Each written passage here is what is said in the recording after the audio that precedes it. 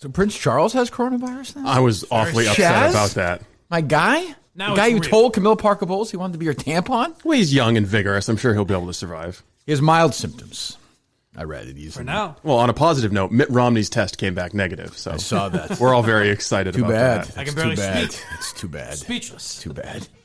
President's on a fucking maniac Twitter tear this morning. He's a fucking idiot. He's so fucking dumb. If you voted for him, you're a fucking moron. I have to say. I thought you were coming around. No, I mean, you know, your he's vote just, this time. well, I shouldn't say you're more if you vote for him. I understand. And I even understand from a business perspective what he's trying to do, but the idea that you can open the country by Easter is just stupid. It's preposterous. He's giving us hope. I mean, I don't. It doesn't make any sense. In a dark hour, a lonely country turns to President Trump. I will say though, do you think it's do you think that's what it is though? He's trying to give people. He's saying like, What hey, happens maybe by this day. But he looks like. What happens when it's not? Then he says, Yeah, but that's- we you're didn't get think- this, but maybe a couple weeks. You're thinking a few days from now. He's thinking for about tomorrow. I mean, yeah, but he's the president of the United States. He should probably have a bigger. I know he's a moron in a lot of ways. He's a rhino though, and I like him a lot. Gee, that's too bad. No, it doesn't make sense at all. Is he overcompensating for the joke he made the other day, or is he 4:36 a.m. too? It's the first tweet I think I saw when I woke up this morning. This is really great news about Romney testing negative. I am so happy I can barely speak. Come on. He may have been a terrible presidential candidate and even worse U.S. senator, but he's a rhino, and I like him a lot. So when you say Buddy is a rhino, that's a good thing? I mean, we always say everything is on the table to make fun of, and President Trump is once again displaying his sense of humor. But why does he say Buddy's a rhino? Isn't that one of the negative things as well in Trump's mind, or no? He's a rhino. I didn't know what it meant. I assumed it was good. I don't know. It might be some postmodernist take on grammar. Well, you know what it is, right? No. Republican in name Oh, only. no, I know what rhino is, Yeah. but he's saying the sentence does not make sense. Right. Oh, yeah. No. Yes. In some univeres where it's okay in the middle of a pandemic you for the must president to dunk on a senator, it still doesn't make sense. I mean, it's just like when Trump's funny, like, I mean, I don't care, but like, optics do matter a little bit when you're the president. Wait, you don't think you should tweet out the video of Joe Biden doing TV interviews yesterday and stumbling and fumbling and coughing? Kind of like you have the biggest epidemic in the last 100 years in America. Listen, I don't think it's as serious as some do, the most extreme, but I recognize how serious it is, and it's not. It just doesn't make any fucking. He's fucking crazy. When he's tweeting at 4:36, is he just waking up or just going to bed? Like, is he still? No, because he wakes up. Oh, he wakes up. Yeah, he tweets really. I just don't think he sleeps a lot. I think he sleeps like noon to 3:30. Midnight to 3:30. I think he takes a little afternoon siesta too, because sometimes he'll go. He doesn't tweet a Power lot move. like early after. I think after lunch, after his Big Mac, I think he goes. Well, no, that's when he's in important meetings. I don't know what to say. Deal making I time. don't know what to say anymore. I'm fucking wandering around. It's fucking unbelievable. Harry and I go and shoot some hoops yesterday. We find a basketball court that's. We're in here, just in case you're wondering. We're breaking the law right now, I think. Or maybe we're not. Well, we're news. Because we're in the media. Right? See, you said you take this seriously, but I really don't think you do. Why do you say that? Because There's because of the fact that we're in here. There's like 20 people in here. Yeah, but every time you leave your house, you're taking risks. Well, did you leave your house yesterday? Yeah, to come into the studio. That was it. That was it. You stayed in the house the rest of the day. I did, You yes. didn't go for a walk or anything. No. Oh God, doesn't that drive you crazy? I was sitting there working. You gotta like look twice as hard to try and find shit to talk about on There's a podcast. nothing to talk about. No. There's literally, you might as well just talk. There's nothing. I know. There is nothing How was your day to today? talk about. Nothing. But if I come in here without a talk stack about. of stories and a bunch of audio cuts pulled, I've got this anxiety. But you know I see everything. Yes. It's the same thing you're doing, so don't worry about it. All right. Well, Well, I mean, you keep looking. I'll start going for walks then. No, what I'm saying is don't get anxious because I'm looking at the same stuff too. I'll see the same stuff you see. What was that? What is that? You did not see that then. Which one's that? That's your old friend Gary Tangway. Oh, Tangway's video? Yeah, I saw that. I did see that. I did see Tangway's video. that was a one piece of joy in my life did that for yesterday. you. Did Trendy take questions on that thing with Joe Kennedy? No, I think it was pre-recorded. It was just like it was. just a big commercial for Joe Kennedy. Very important. Got me through. Trendy doing that thing with Kennedy, I think, is the biggest tragedy in the history of the Kennedy family. I would say. Jesus. Yeah, I mean, so Harry and I are shooting hoops yesterday, and I'm not gonna say where it is because I don't want to get fucking arrested. It's one of these places. It's quiet. There's no one around. We're shooting hoops. It's the parking lot, and it's one hoop. No one's around. And then there's just 4 people just walking, going for laps around the little parking lot, just walking with their masks on. I'm like, what the fuck? Had to be old people, right? Yeah, middle-aged to old. They're the mall walkers. They're Yes. used to walking in the malls, and now they're in parking lots. Yeah, I was like, they had no headphones on. They weren't doing anything. They weren't speaking to each other. They were just walking around in circles. You don't just stay in your house and do that. Me and Alba went for a walk, and it makes me feel like an old person. But we go 2 miles around or whatever. Right. It's not around a parking lot. No, I mean, it's nice. Today's going to be a nice day. People should go for walks, I think. No? You don't think so, Steve? What I think we need is more jokes about social distancing. Yeah, so that's the other thing. I'm just worn out. I got nothing left. We don't need social distancing. We need socialism distancing. Oh, yeah. You should hear Bono's new song. Oh, God. It was good. He tells you about social distancing. Another musician playing their terrible songs, too. Thank you, Bruce, for shutting up. I'm jinxing it of some dumb thing today. Yeah, hold on. You saw that they're trying to do We Are the World. They're basically trying to copy the Minifans. Yes. Yeah, I saw Lionel Richie trying to bring it back. Yeah. For the 3rd time. That does make more sense than Imagine, I have to say. It's more applicable. I suppose, but guess. are they going to actually try and raise some money for coronavirus, like a health charity, and try to do some good? Was there a dedicated charity that's sort of taken the lead? The United States government, yes. That's what I mean. So where's it going to go? I don't know. You know, they can have food banks. I don't know. I suppose that there are some charities that they're going to bring helping. the original group back or no, or do it with modern people. Well, I don't think Michael Jackson's coming back. Kenny Rogers is not coming Kenny back. Rogers Maybe a not mix of coming both. back. Who else is dead from that? Ray Charles is dead. Yep. Kenny Rogers is dead. Michael Jackson has We died. are the children. Right. I'm trying to think who else. There's a choice we're making. Jesus Christ. God, that's terrible. We're saving our own lives. You got it. It's so bad. It's true, we'll make a better day. Just you and me. Is that worse than for you? Does that make if we're you, trying how to crank out a uncomfortable? tune. How uncomfortable does that make you out of 10? 5. Oh, okay. What's a 10? There are Play the video of dying. play the audio of Mike after Mike and Minifans that night in Madawaska when he talks about how he should host the show. Yeah, that would be like a 9. See, is that a 10 or oh, it's only a 9? 9, yeah. Oh, let me hear it. I want to see what gets a 10. That's going to be a deep cut. It's going to take me a minute to find that. Sure, no problem. It might be a Fucking 10. job. The fucking video, would you? Let me see here. Who's dead from We Are? Am I missing somebody who's dead? I'm sure. There's got to be more dead people. We Are the World's Singers. I don't know. I mean, 5 years ago or something, right? it's weird. Yeah, yeah, 85. I feel like I know all the singers. I'm sure I'm forgetting somebody. Bob Dylan's not dead. I don't know. Track listing. Does it take that long to find, Steve? You don't have these things titled? Yeah, well, I mean, I've got a bunch of, I have many cuts that say Drunk Mike. Oh, yeah. Okay. Think of that.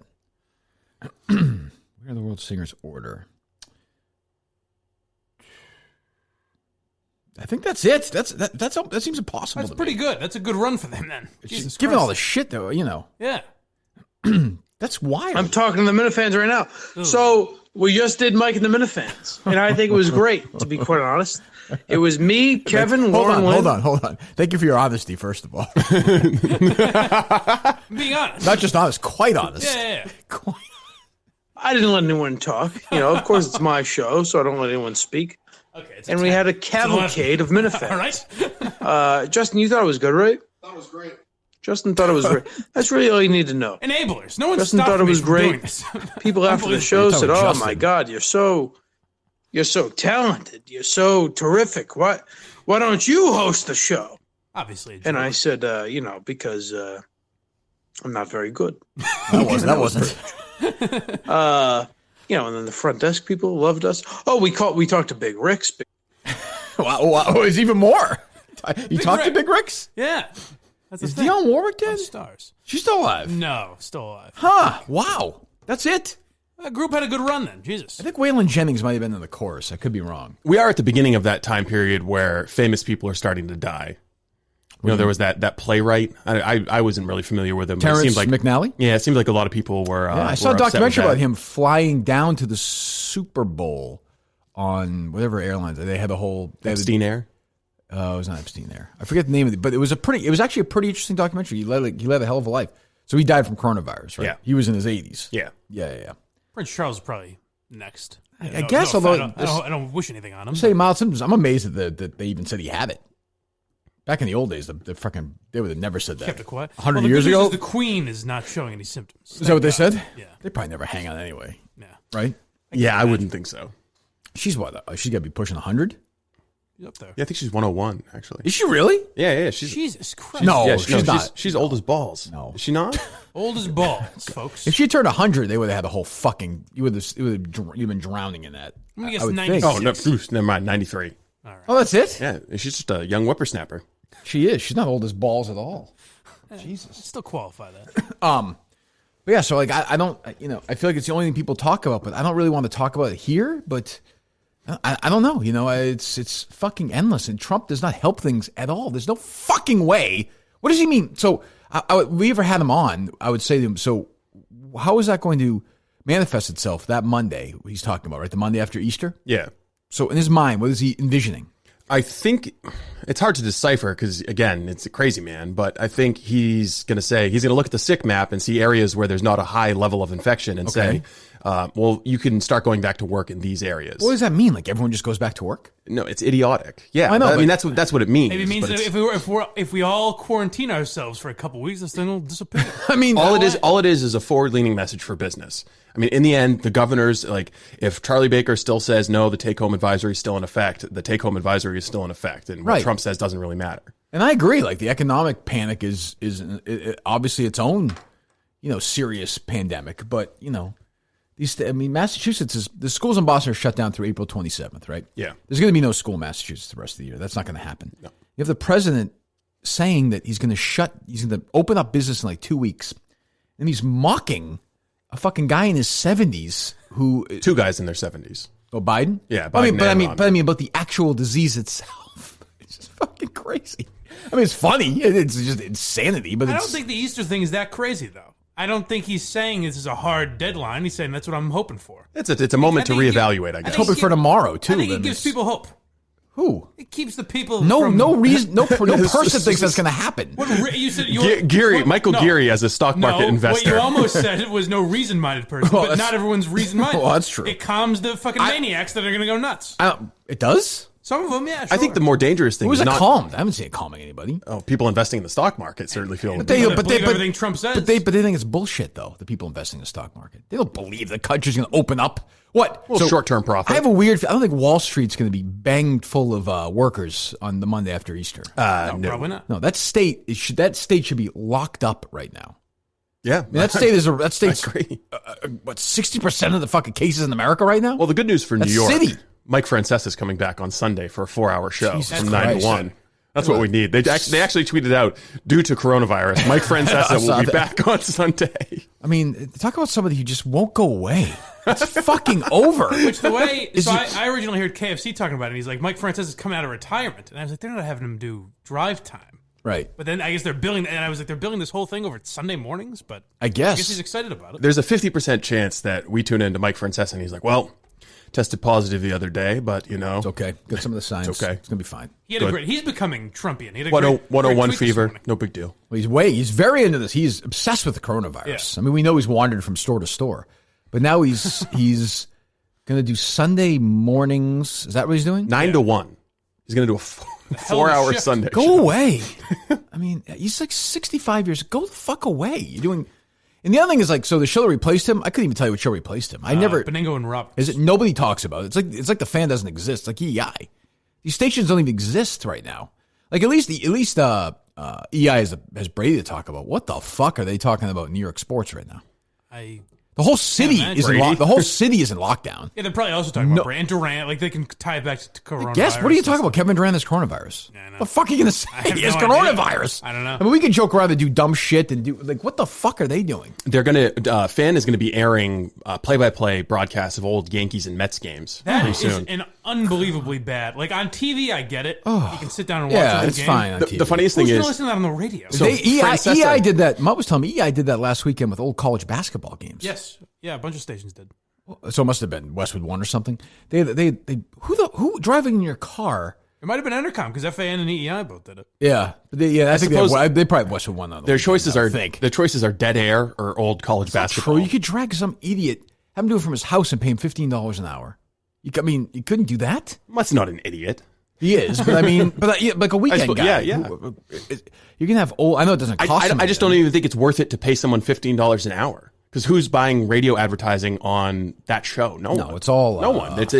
Right now, it's about not losing money, and they can just pay an engineer to flick on an old file. Well, if you've been like radio now, all you get is PSAs. It's all that's all it is right now. They're tying them into other stuff because But I mean, I'd like to shit on radio. It's so different than any other business. I mean, you got to scramble right now like crazy. But Francesa the other day was talking about how they're going to be doing old broadcasts. And he's like, yeah, coming up, we're going to have this broadcast. And he proceeds to tell you everything about the broadcast. I can't imagine like play-by-play. Being in the car. So you're in the car and you listen to like a game where Thurman Munson hit a home run or something, or the 78 playoff game. Like that's what they're doing on ESPN too. I listened to Bill Simmons' podcast just to see what the hell he was going to be talking about. And he was talking about old games that he'd rewatched. I mean... So Duke, Kentucky was on from the Christian Laettner game this weekend, and I was flipping around that. I watched the last 5 minutes of it. Yeah, that's what Simmons was talking about. Like you said, you could watch that. And the Barstool Chicago guys were talking about some great Jordan game was on. Yeah, I mean, it's like that I can understand. I guess there's nothing else on, but I mean, to be in the car when there's other that would be the very last thing in the world I'd listen to. Honestly, I would just. I mean, it's a joke, but I would rather listen to nothing. I'd rather just put the window down and listen to the breeze and listen to the fucking old baseball game. Maybe for cab drivers driving around, it makes me feel there's normal like 95% fuel. No way. There's nobody driving around in their cars. It's probably like 95%. There's only one logic. It's free. That's it. Yes. Like this doesn't. You're literally not. Is it free though? You don't need to pay for the rights to that shit. Well, they have the rights. They have the rights. Fan already has. It's an old broadcast. That's why EI is doing old things that they broadcast. I assume FAN they played broadcast Yankees games, right? So I'd assume the Yankees give them at this point a little leeway and they can play old. Yeah. I would think. What the smartest thing EI could do is just rebroadcast old episodes of your show. That's true. Maybe they'll start doing that. Just like all day. Here's April of 2016. I don't think that's going to happen.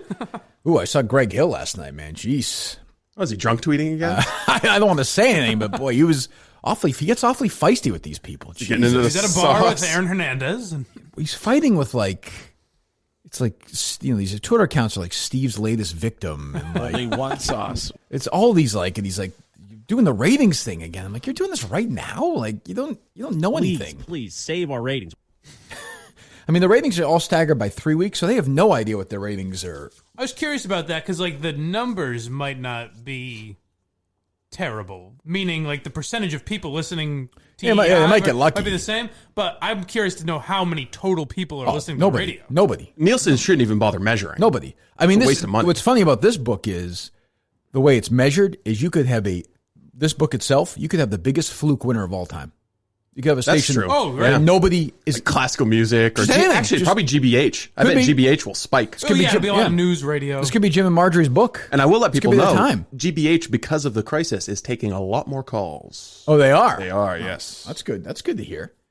But I mean, you're right. Greg Hill could have a big book because, or Touch Orange. I have no idea. But 8 people are listening and 4 listen to that. But Steve's not wrong in that. I think they'll throw it out the window. This book, no fucking way. They're going to be like, you're not going to be able to sell on this. If GBH scores a win, they're not going to be like, hey, we were number 1 in the Corona era. No, I mean they could say it 2 years from now. BZ will probably still be number 1. I would think, just in terms of straight news stations. I guess. Yeah, that's true. Because when I'm driving in here, I think 2554 though. I mean, I don't know.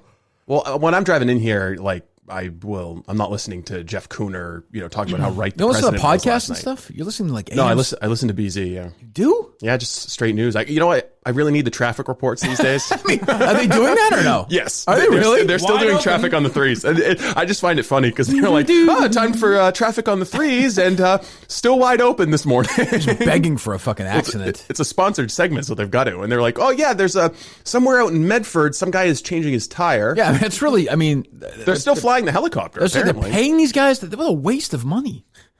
I know it's sponsored, but Jesus Christ, that's fucking unbelievable. Do you think it'll start to have that effect on podcasts, though? I still listen, but I would listen. I'm not driving around. There are some people that only listen when they're on the train or driving or whatever. Maybe, but I know. I wonder about that. This morning when I ran, or when you said you go for your people listen. No one's listening to the radio when they're doing that. Right. Statistically. Sure. Oh, it's definitely podcasting. I'm sure is in better shape than radio. But I always wonder, but damaged, no question. A lot of people. I might sit at home and literally listen to a podcast, but most people don't. I feel like absolutely, yeah, totally. I think ours is an anomaly a little bit. we have a core base. I think we're learning that they're going to listen to us no matter what, right. which is an interesting test study maybe going forward. But yeah, that's what I told you guys at the beginning. I was like, if you have kids and you're locked in all day, there are people who are 3 or 4 episodes behind. No question. Yeah. There's no doubt because, most of our listeners still listen to the great majority of it commuting to work or, even at work. Yeah. Whereas when you're home with 3 kids and you're just trying to get through the fucking day, I don't, Now, will they get together tomorrow night at 8 o'clock, put on their jammies, have a little wine and cheese, and watch a movie? Yes, that they will do. Of that, I have no question that they will definitely do that. This Christmas, witness one robot. That fucking clip you played yesterday was so bad. Did you see that clip? What are you talking about? That's a fucking. I have to say, this movie's 2 hours and 12 minutes. Last night, Sir Tom. No, don't. I can't believe one of those jokes is Go ahead. Thank you, sir. in a children's movie. It's not Two children. cannibals were eating a clown. Think One it turns is. to the other and says, "Does this taste funny to you? How do you make a hanky dance? Put a little boogie in it. What is a brunette between 2 blondes? Translator. Do you know why blind people don't like to skydive? It scares their dogs. I A stop, man with please dementia stop, is driving please on the stop. freeway. His Please wife calls stop, him on the mobile please phone and stop. says, "Sweetheart, I heard there's someone driving the wrong way in the freeway." He says, "One, there's hundreds. What's silent? Smells like worms. Bird farts." It must have been an engineer who designed the human body, who also put a waste processing plant next to a recreation area. Oh, come on, Robin. This A kid's... woman goes into a doctor's office. This is The doctor the says, "You mind if I numb your breast?" "Not at all. Num, num, num, num, num." Raping his patients. Rapist. He's an animal, this guy. Mom did it, sir. By the way, the saddest part of this is Robin Williams is just doing his act, essentially. Oh, God. That you watch that, you think that's funny? yeah, it's a bit of humor. Bird farts, he says. God, Robin Williams is a bizarre human being. Jesus. So that's tomorrow night at 8 o'clock. Yeah. All right, good. We can use some fucking laughs because Jesus Christ. I got to tell you, like I tweeted out yesterday, it's not all shits and giggles. What do you mean? It is a deep, moving movie. It's 2 hours and 12 minutes? Yeah. Jesus. So the people are going to be watching this till 10, 12 p.m.? Well, we might pause it to do some commentary in I between. think we'll do some live running commentary. We're not stretching this out any more, fast forward a more little than it is. What would you like to? I mean, there are some serious, weighty topics about human existence that the movie explores that might be worth considering, especially in these times. So just to give everyone a primer before we start tomorrow night, is Sam Neill, the actor, who plays the father, it looks like in that scene? Yeah. Does he construct this robot or No, he buys the robot. he buys the robot? The robot comes with a sense of humor? The robot comes with a defect. Oh. He's not just a robot. There's a little He's something got more some there. feelings. And when he becomes self-aware that he's different from other robots, he sets off into the world to find his pair, so another robot who is also different like him. So begins his journey to become a human. Somewhere there was a man or a woman yesterday just trying to fight this coronavirus, trying to get through the day, quarantined. Who knows, maybe suffering from coronavirus. And their phone gets a text from Steve Robinson asking if they want to come on to talk about the film they directed, Bicentennial Man. Of course, it was not Chris Columbus, the director. It was just a random person. I'm here to tell you there was more than one person who got that text message. Really? Yes. Anybody Chris Columbus, the director? No. No. Okay. No. There was an electrical engineer. Oh, yeah, the conversation Well, with him? yeah, no, he had a pretty good sense of humor about it. You want to call him? Not really. We're not there yet. He's just as funny as the director of this film. What was your lead on the phone number?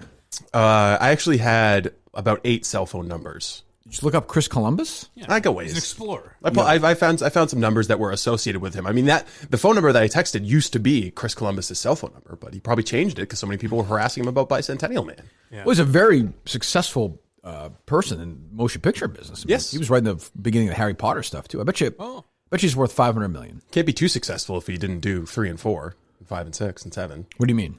He only did 1 and 2 of Harry Potter. Well, They got rid of him. did they get rid of him, or you just don't want to do them anymore? Well, do you not want to do Harry Potter? He directed Home Alone. Do you voluntarily say I'm not going to do one of the most successful children's movie franchises Maybe it in could have the been a big world? mistake. Maybe just produce them after that. Let's see his net worth. I'm gonna say $500 million. I'm probably wrong. That seems high. It's a sweet name, though. That's good. Let me see here. How does it not have his net worth on his? Only $80 million. What a loser. I was gonna say. Mike's like, yeah, fucking loser. Yeah, piece of shit. When you look him up, this is unbelievable. So I look up. Sometimes I think the phone listens. Chris Columbus filmmaker, and then right below it says Chris Columbus Bicentennial Man. That's the next thing. Of course it listens. I mean, It's fucked up. I'll talk about. I get my YouTube recommendations are pretty much just conversations I had that day. It's not. He directed Home Alone, Home Alone 2, Mrs. Doubtfire. Bicentennial Man, he directed the Harry Potter movies. Bicentennial Man is probably like the fucking 8th most successful movie ever There might had. be a lot of internet buzz on Bicentennial Man right now. That's a good point. I didn't think of that. I didn't think of that. Is this film set in the future, or is this just a world where robots... It's set over a course of 200 years. So yes, it's in the future, but it begins in maybe a not-so-distant future. Okay. Is there a tagline for it, Steve? You know what it is or no? No, I don't. Oh, okay. Why? Is that? Were you asking a question with an answer? Though the film was a box office bomb, it writes here. I'm surprised by that, just because I remember it being popular when I was I think it's one of those movies that's going to become a lot more popular as it goes on. It's like after. maybe tomorrow night for 2 hours, and then it won't be. No, a you know, again. Van Gogh is wildly popular now, but very poor in his lifetime. A lot of his paintings didn't really sell for that much. Just like There's lots of Bicentennial Man is artists. ruined like by a that. bad script and ends up being dull and mawkish. Roger Ebert gave that a 2 out of 4 stars. Begins with promise. And finally sinks in the cornball drone of greeting card sentiment. That's exactly right. You just tell. Yeah, but I mean, when do you rely on movie reviewers? Well, sometimes I do. The film The becomes... Seattle Intelligencer gave it a good review. William Arnold of the Seattle Post-Intelligencer said, the film becomes a somber, sentimental, and rather profound romantic fantasy. It is more true to the spirit of the golden age of science fiction writing than any possible movie of the 90s. Bingo. That's optimistic. You think? You think it's going to be a winner? Wow, boy. This Christmas, witness one robot's extraordinary 200-year journey. Yay, fucking yay. I want to see what the tagline for it is. I just can't read it. Let me see here. It's got something Oh, with a that's heart, what I mean. I'm It's gonna good. guess. Yeah. Who knew that whole thing? Yeah, no, it's one. The tagline is one robot's 200-year journey to become an ordinary man. About as dull as it gets. God. Well, I'm in. I'm looking forward to it. Very exciting. And by the way, we have breaking news. Steve, if you want to have our breaking news sound. Oh boy. Pew pew. Good enough. Dun, dun, dun. Sorry, Big Cat. Sorry, PFT. Uh-oh. The duo of Kirk Minahan and Steve Robinson has won the day. Oh, yes. 13 minutes ago. It's going to be one of the classic duos in all of Barstool history. Yes, I know. Pal, I'm Shut so up, looking Mike. forward. Let's have our moment I'm so together. looking forward to That Bicentennial nobody Man with cares you. about. There's nobody I'd rather watch a movie with. Do you want to pick the next one? This is kind of an A and B conversation. Mike, why don't you see your way out of this one? Clowns are the Okay. ones voting on this thing. Count the 5 people phone. Oh, man, it must sting to not be part of this historic Yeah, occasion. no, I'm devastated. It's got to be rough. It's got to be like, Glad you guys beat Speaking of rough, PFT and Roan and Caleb, or whoever you beat to get to the, get to the finals. are we still on to It's go look at terrific. doggies later I'm looking after the forward show? to it. Well, who did you lose to in that, Mike? Who were you paired with? No one. I'm glad not That's being. right. That's right. Me and Casey Smith are left off these things. Another win for us, Steve. I know. The original wins, duo. The wins that just keep on The heart coming. and soul of the Kirk Minahan show. It's true, yes. It's unbelievable. Well, that is Incredible. true, actually, but- Incredible. Well, congratulations. And congratulations to everyone for keeping so quiet to keep it away from... Wow, but How it's many amazing. votes in the last round do we know? I never looked at any of the votes. I didn't. I just saw that. I always joke, I say, we want to see win, win, win. So we just win. Jokester. How many people were voting? I didn't even see. I'm gonna guess I think they 400. tweeted out there were a couple of thousand votes. Whoa. The account that was running it said that the Minifans showed force. That's what happened with the other one too, right? Whatever the hell it was. What was the one we won before? Yeah. Well, I mean, if The guy who's if Big Cat had some fans, maybe he could Well, win it these does very speak a lot meaningful to the brackets. fans. They pay attention to that They stuff. cared about a meaningless bracket, but all right. Well, what do you want them to care about? I mean, this is important Anything stuff. else? Maybe some prank calls. Me and Tim are doing all the legwork. so much They're shit you on may that. even get tired of Ay. I sent you this yesterday. This woman, I think, is a professor at Brown University. I know we do this stuff all the time, but she sent out some update on coronavirus at the school or whatever. Well, she's got her eyes on the prize right here, on the priorities. She's considering the important things. And at one point, she was talking about the women and the married people, and she referred to them as husbands and wives. So she clarified, Professor Emily Oster, yesterday. One, I know some people are triggered by the use of the word husband. I am so sorry. I tried to be careful here. It will be more so in the future. This was in reference to a historical context, but I get it. Imagine reading the word husband and just gritting your teeth. No, what the fuck? I know it says husbands and wives, but that's not enough for me. I mean, how many complaints do you think she got? Like, people are home quarantined. They're worried about their survival. Their grandparents are, an inch away from catching COVID-19 and dying. It was and in they reference, have to send off these nasty emails. To be fair, it was in reference to it was in the historical context. I mean, that changes everything, doesn't it? Right, yeah. Well, there's a whole thread on it. Do? And then she's, not all New York hospitals have no partner rules. Thanks for reading, even if I mess up sometimes.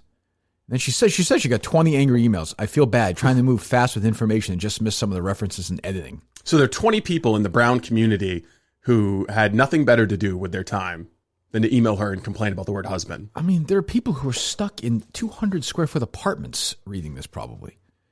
And there are actually people who are like giving her shit too in the comments. It's fucking unbelievable. At least she apologized. That's true, but that's all we can say. Really. It's not enough. It's fucking not enough. No, I think she should be fired. It's not right. These people teach at universities. These Emily Osters and Pete Carls. Sorry for the use of the word husband. What's Pete Carl doing these days? I don't even know what he's up to. He's, but at least he doesn't have to worry about, traffic and stuff. No rage. That's true. You can drive right in and beat the fucking piss out of somebody. Rip their fucking nuts off. Can you still get free car repairs though? That's a good question. I don't know. I mean, I still think in this coronavirus era where businesses are struggling, as a white guy, I'll tell you, like this morning, I drove a red light. I stopped. I should have run through it being a white guy. Sure, yeah. Car pulls up next to me. Guy just starts throwing toilet paper at me. Just fucking buckets of it. Down. Yeah, just buckets of it. And I was like, it's like there's a real crisis here. And he's like, oh, don't worry about it. He's hit me in the head with it. It's fucking unbelievable. Pete Carl tweets, growing up poor, I've had toilet paper anxiety my whole life. Running out regularly in a family of 5 with 1 bathroom, a practical problem and a terrible humiliation. Watching the TP panic/hoarding, a metaphor for America's mythical belief in self-reliance. Your shit isn't my problem. It's true. You're just an asshole. I mean, you really are. Well, Peapod, I didn't order any toilet paper. I said, people need it more than me. And then Peapod just gave me everything. Well, that's what happens. Yeah. You're only white delivered today. So yes, take that's what happens. Yeah. It's just, it's fine. I've got 7,000 to 8,000 rolls of toilet paper in my house. What are you going to do with it after a while? It's nice. I might just have myself a little toilet paper party. Pretend I'm on the football team. Just throw it around my fucking tree. I might just do that. Oh, God. That's what Pete Carl's up to right now? Another professor at Emerson? Yeah, she's still struggling with the... He is struggling. Sorry, he is still struggling with the reality of remote learning. Well, how do you mean? Well, as complicated life experience interacts with remote learning in some interesting way. I don't know. I was just reading a paper that he wrote about it. Okay. Very interesting we stuff. May not repeat next year, given our chemistry on that segment right there. But we'll do the best we can. Sorry. I mean, I'm just running my own next year. I'm trying to make this fucking stupid article she wrote interesting. He wrote. God, you're such a bigot. Get it right, Steve. Sorry. How could you possibly be confused by that? This is a real husband guy, if you know what I'm talking about. How can any of that confuse you, really? It's not confusing at all. What's wrong with you? So close-minded. It's unbelievable. Maybe I could take the pandemic era to go to a concentration camp. And, yes. Be reschooled. Who was the one who was the person who said that people need to go to camps to relearn how to talk about it? Oh, that's right. It was me. I was saying it yesterday. Who was that? No, it was about comedians. She was on this. Yes. Oh, yeah. We had this person on. The individual was on the show. I don't remember if it was. Yes. That's right. Remember that? Remember that? No, it was the movie reviewer from Chicago. Yes, it was. Right? It was. I forget. What was that? It was somebody who had transitioned. I forget. It was a movie reviewer. Yes. Was that the one who was a pretty good sport about the Oscars or no? After a while. Oh, maybe. The individual watched The Irishman. Remember? Yes. Yeah. Okay. Gave us a decent. I just don't remember if it was which. It was a movie reviewer. No, I know that, but I don't know if it's a gentleman or a lady now. That's kind of don't worry about that. No, I'm saying I just don't remember the guest. That's true. Yeah. No, how dare I even suggest there's any sex? You've never forgotten Don Trump Jr. or Tucker Carlson's genders. That is true. I suppose that's true. I guess that's true. Or Brandi Love's gender. Dice. I think we would. I think if Brandi Love, if we didn't like Brandi so much, we would have made fun of her for not knowing who Leonardo DiCaprio was. But that's just She's given me enough pleasure over the years. I'm going to give her a pass on that. You're right. She says it's her favorite actor, and she's like that guy who was in that was a little sexism. The Revenant or whatever. It was. Sweetheart, we got you. You also greatly offended her by suggesting she do a movie that she had already done and was clearly a jewel. I'll defend myself on this one. Nobody watches. How would you know? Nobody watches a fucking movie. An hour and a half porno is a long. Who watches a movie? I think that's the kind of porno that just porno. It plays in the background at an orgy. You know, you would know. I have no idea. I actually don't know that. Jesus, what? Does it now? What are you talking about? Well, if you're having an orgy, you just put a porno on in the back. Sure. Do you need to? Why would you need that in the background of an orgy? Set the mood. But you're already in an orgy. You just said. What are you basing this off? What mood are you setting? You said you're already in an orgy. You don't think they play porno at orgies? I don't know. Porno. That porno. I don't know what that. Okay, so sit down, plan your orgy for me then. Sure, I'll do the best I can. Plan an orgy for me that doesn't involve playing porn on a big screen. Well, for me, it would be impossible because I don't drink. It would be impossible to do an orgy. Oh, that makes sense. Sober. Yeah. Drop a little X. Yeah, but that's just... Drop a little X. Okay, let me score some X and get my orgy going. Still the problem. I feel like there's still drugs and drinking involved at that point. No? No. I think you could find some ways around. All right, so the orgy, I guess. The other prohibition. problem with the orgy is, I'm not going to lie to you. Homie don't play the dick game. No. You know, so you're only going to invite women?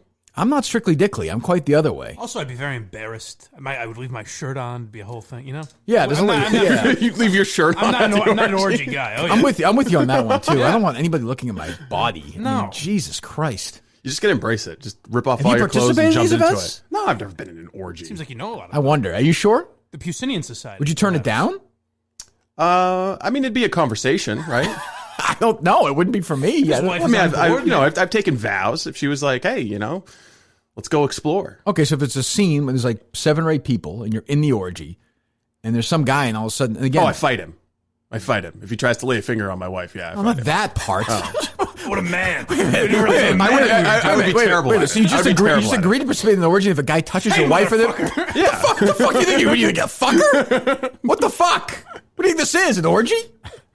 No, maybe when I was a younger man. Steve went to a lot of key parties in the 70s. Jesus, yeah, 1770s. So who do you invite? Abigail Adams was she was crazy. No, my point is, I didn't mean touching your wife. I mean, if some guy is, whatever, riding some woman, just gently puts his hand on your asshole, I probably couldn't do it. It seems like you're not really built for this then. Yeah. Okay. No, I'm a little bit of a prude now, but maybe when I was younger, when I was in college. I don't think you're doing a lot of orgies right now anyway. No, it just doesn't seem like the right time for it. Unless you're Andrew Gillum. Isn't that? I think that was right before. I don't think he's done it in the social distancing age. What was the first Kirk Minahan show coronavirus reference? Was it that big cat when he was coughing? Yeah. He was down in Miami. There had to be one before that. Yeah, so it's gone back all the way since January, though. Like we've known about it when we were in Miami for the Super Bowl. Yes. That's when it kind of started getting big? Okay. So it's been long. You always think it seems like it's new, but it's really not. Yeah, but it was just a thing. It was that silly thing that's happening in China. According to the Chinese military, it was happening last summer in the United States before the army brought it over to Wuhan. Well, maybe it might be true. No? No. The army can't do anything wrong. They did not bring the coronavirus to Wuhan province. You're probably right. How do you know? How do you actually know that? I think that's probably true. Why are we treating Steve like you read an article? Like we treat him like he's a doctor. He's got families pretended to serve in the military. That's important. Oh, fuck off. But how do you know that's not true? I don't think it's true either, but I don't know that. I just think based on how contagious it is, we'd probably have more cases here in the United States if it was spreading. It's a pretty elaborate cover-up, and Trump is basically they're saying Trump is so amazingly competent that he could have covered that up. Methodical enough, right? That seems strange. He's also busy trying to genius who is somehow trying to wage biological war against news. Exactly. Yeah, he can't help himself. He's also investigating Oprah too. Good. Yeah. Don't forget that. He's got a lot going on. And Ellen. And all other stuff. Doing God's work. He's cleaning up the streets, really. I got some feedback from people. I know Steve sent me a couple as well. A couple of Dr. Sheffield users, correct? Yeah. Correct. Good. That's good to hear. Some more to call. We do. Yes. Okay. I'm today and tomorrow I'm going to be doing some calling. So you're going to get the chance to talk to me. Whatever you want. You want to ask me anything, we'll have a nice conversation. Michael talked to you as well. Michael fucking talked to you for 3 hours. Yeah, you have nothing else to do. You walk around with Alba. You don't even really have to buy the toothpaste. Michael talked to you. Yeah, Michael will just give you a call. A little lonely. Send me your number. Better if you buy the toothpaste. Dr. Sheffield's certified natural toothpaste made in Connecticut. Help them out right now. And by the way, hygiene is top priority, as we know. You get 10%. What are the specifics from yesterday, Steve? It seems like we didn't quite get that. If you buy on Amazon, it's 10% off. Amazon's 10% off. Yes. But they also, what they're trying to do is show CVS that people want this toothpaste and that it's a good product. So they're hoping that CVS afterwards looks at the level of inventory that the Minifans have moved, and they say, you know what, Dr. Sheffield, give us some more of this toothpaste. I always forget CVS is now a national brand. I always think of it as a strictly, because when it was, what are you making that face for? I've always thought it was a national brand. I believe it began in the Northeast, I believe that's true. Look at See, we never had CVS in Maine. We had Rite Aids. And now CVS has kind of taken over. I think Rite Aid more is regional. So you think it's now a national brand, not a new Northeast brand because it's now more in Maine? No. I think of CVS as a national brand because it's in Maine. It's everywhere. No, because it's everywhere. But you just said it wasn't in Maine that long ago. You said you only had Rite Aids. That's true. There's a conflict there. Anyway.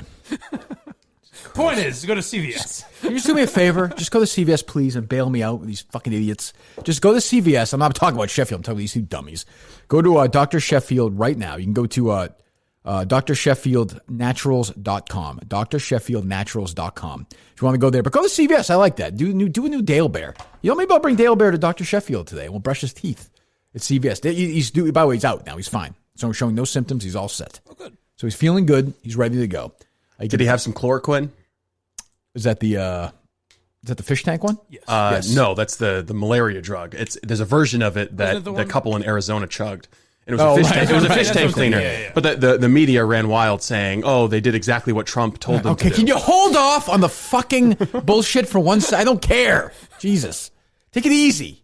Do you hate Trump or like him? You're fucking calling me an idiot. Now you're getting all worked up. Which is it? Well, he could be an idiot, but I can like him too. Anyway, he's our idiot. Not my idiot. Like me. Yes. All different kinds of brands. So go to CVS right now and let them know. Take your picture, send a selfie, tweet it out, Instagram, do whatever. We'll find it. We'll repurpose it. We'll let them know. We want to help these guys out. We like these guys. I've been with us for really basically a year now. Yes. Yeah. At the golf tournament. The site, by the way, I believe that hot dog that Steve ate was the start of the coronavirus. It's very possible. Yeah, I think just telling that girl that Especially story. if you trace it back to August. They're saying the military. Don't you think there would be more cases in Madawaska, though, since we all went up there? No, I think when you told that girl that story, she's pages here. She just died. But somehow, yeah, just to get out of it. But somehow it spread. That story is basically what started coronavirus. Well, the good news is then that we're immune. That's true. It's been in our body for a year now. Yeah. We just have it. God, I still remember when that car started, that fucking cart started, and he kept talking.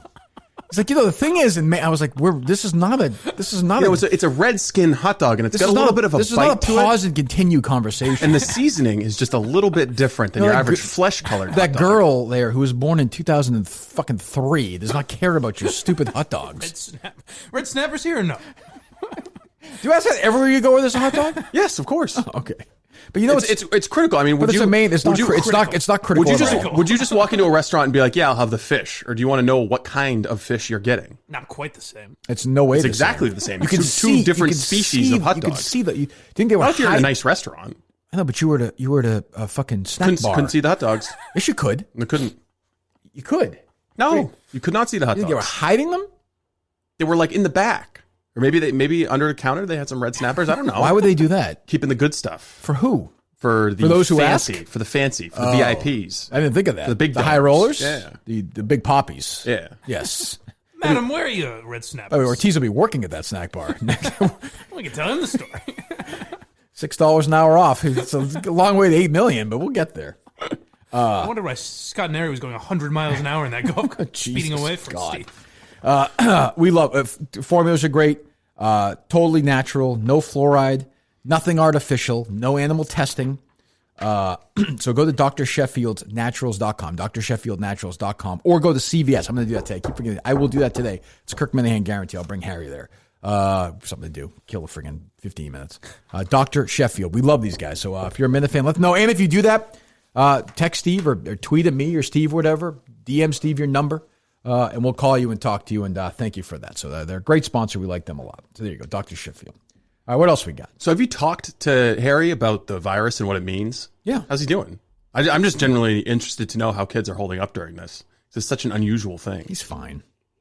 He's bored. He's fucking bored. Yeah. He's hanging out with a 45-year-old all day. He's bored. He wants to hang out with his buddies. Now, at this age, it's different than when I was a kid or when you guys were even a kid. Like, he can hang out with his buddies and play games on FaceTime. Right. Like then you just, but it's not the same. Does he do Fortnite or any of those like big multiplayer games? He does like Frag, and he does these sort of he does Frag, and I forget the other game he likes. He does that. But even like they're doing like a little book club just to stay up, and they're doing that. And he likes playing chess, so they do that. And then he'll play Beyblades with his friend, and they'll look at he's okay. Kate's still bored. interacting. Yeah, but it's different. They're bored. I mean, it's The first day they missed school it would be 2 weeks on Friday. That was Baker put the order out on a Thursday night. So that Friday was the first day. So it's almost just like a normal vacation, kind of. Yeah, but you can go out. You can do more stuff during normal vacation. Right. You hang with your friends. I'm saying in a month it'll be a lot different. Well, it'll be over by Easter, so it's not an issue. I'm hoping so. That's what you told them? It's going to suck. That traffic on Monday after Easter is going to be brutal. The Easter Bunny's bringing school back. Oh, it's going to be incredible. It's going to be amazing. It's going to be incredible. But yeah, I think they're smart, sort of. They're self-sufficient kind of kids. Harry's different. Kate's a teenager. She's fine. I mean, she's bored, but she can. But I 2 weeks from now, 3 weeks from now, no fucking way. No chance. And these parents are going to start losing their minds. And there is something to be said. I saw people mocking this. There is something to be said for people's mental health, too. I'm sure that's skyrocketing right now. I think it's absolutely true. You just watch a Trenny's video, and then you're all good. That's definitely not going to help. I even think of the women who are in these horrible marriages who, get the fucking snot beat out of them. Now they're stuck with these guys. They've said domestic violence rates are already rising and that they, in situations like these, they do skyrocket. Yeah, I know. Alba punched Mike yesterday during that walk. Smacked him right in the face. Actually, she did at one time. Keep up, stupid. Let's go. Yeah, but yeah, I don't know. I don't know. Unless there's somebody else has something new to say on coronavirus, we can put that to bed for the day. Unless you have, Steve, I know you're always, do you feel more or less confident? Where are you at right now? Basically nothing's changed. I just think the thing is there's so much uncertainty that anyone who is telling you we're going to be open by Easter or this is going to last forever. I mean, that's stupid too. Yeah. Well, I'll tell you, really nothing you can say with certainty. A very high-minded individual tweeted this morning that what we need to do is wait and see what happens, and nothing can change until then. Who is that, Mike Francesa? Mike Francesa. There's a lot of people. People trying to top each other. Just enough. And then what's is annoying too is people, as always in situations like this, act like things are funnier than they are. Like even Barstool did this. They tweeted how funny this Joe Buck video was. Did you see this of him? I was going to mention this under the guise of I feel like Minifans might be able to have fun with this. What do you mean? If Joe Buck's taking any video. Oh, he is. And doing play-by-play. Oh, that's good. Yeah. As long as you make some sort of a donation to whatever. Oh, it's fine. He's raising money. He did something with his wife, and they were like, and ESPN was like, Joe Buck with hilarious, and there's not a fucking laugh in it. You also have that part. I think the funniest thing about Joe Buck is how he lost his voice. You remember that? No. He got so many hair plugs, he lost his voice. Oh, that's right. I remember that. That's what he claimed. It's ridiculous. Well, he's addicted to getting hair plugs. Right. Yeah. So my old podcast, when I was still at EI, the one I would interview people, I remember I was at the Super Bowl, and the producer of that show, Ben Kitchen, gave me a Joe Buck's book. He's like, I think we can get Joe Buck on. I was like, oh, okay. And that didn't seem unreasonable. We could he had the book out, he was plugging it, so I was like, fine. Plugging it? I read it.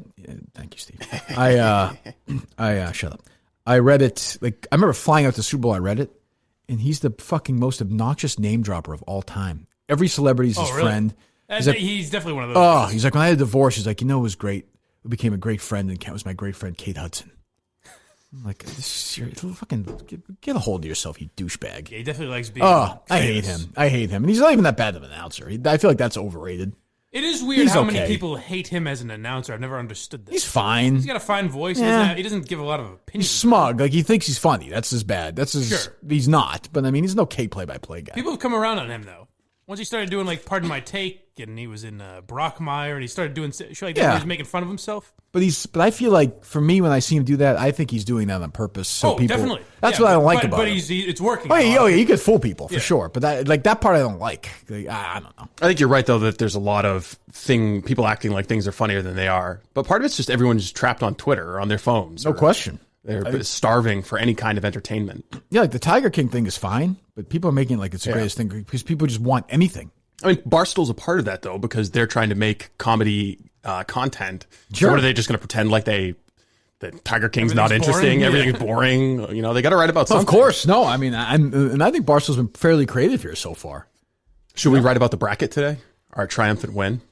You can if you'd like, Steve. Yes. The floor is yours. That would be funny. Kirk Minahan and Steve Robinson declared best duo ever. Yeah, we should get the percentage of it. Not the votes, just the percentage. I guarantee you it's all our people. We probably killed them. It's probably 88-12. 56 votes is 9. They'd just be like, we fucking dominated these guys. Fuck you. Bigger than Pardon My Take. I mean, look, in some circles, I'm not going to say that, but we've won head-to-head competition against these guys. Yeah, it's official. They're too famous. That's what happens. People start rebelling against you. Right. When you're still the scrappy underdog. Yeah, they're losing touch with who they were. That's exactly right. Now they're interviewing fucking doctors. I mean, what happened to these guys? Yeah, right. I mean, what happened in the old days? Jesus, what's next? God. Although Big Cat is doing push-ups with me and Stephen Shea, so I don't know how big he is. Oh, how'd that go yesterday? Well, we found a new challenge. I don't know if Stephen Shea has responded yet. What is it? The Ronald Reagan challenge. Oh, I saw on Instagram. What is this? You see how many jelly beans you can fit in your mouth and still say the phrase, Mr. Gorbachev, tear down this wall. So I got 40. 40? And we'll see how many Steven can do. Oh yeah. And others. Steve Robinson was challenged. Rome, Brendan Walker. I sent you that text. I mean, he said that he'll do anything. Yes, he did. I heard on, it was very funny on the Yak when they discovered who challenged him originally. Who was it? It was me. Oh, right. He did the challenge because I did, and Big Cat was like, "Oh, I thought it was one of the Bucks or something. I thought it was someone who matters." Speaking of that, it's funny. Everyone was like, yes. So when Harry and I were driving to go, ironically, go shoot the hoops yesterday, I'm flipping around. I wanted to hear Brady's press conference, see what it sounded like. Yeah. Of course, it was terrible. Yeah. And it ends. I was listening to, and they go to Dale, and Dale's like, just as expected, Tom Brady handled it with all class. He is like, you're schmaltziest bicentennial radio host. Like, remember, he's sitting in his basement, right? No windows, talking into a headset. I remember the first time I did a show with Dale, I filled in for Hawley on their midday show. It was the first time I'd ever done any weekday day part. So it was 10 to 2. And there's a break, and Dale, I mean, was just sold me on everything. Like, and I was kind of nervous. I'm sure it's terrible. And we go to a break, and that station, you had TVs, a couple of TVs in the office, and it was like around noontime. So they had the news on, and there was a weather girl on there, and Dale's like, I forget her name. He was like, oh, that's Katrina Lingworth, or whatever her name is. He's like, she's my 6th favorite weather person. It just lingered in the air, like he was so comfortable. 6th, I still remember. Say?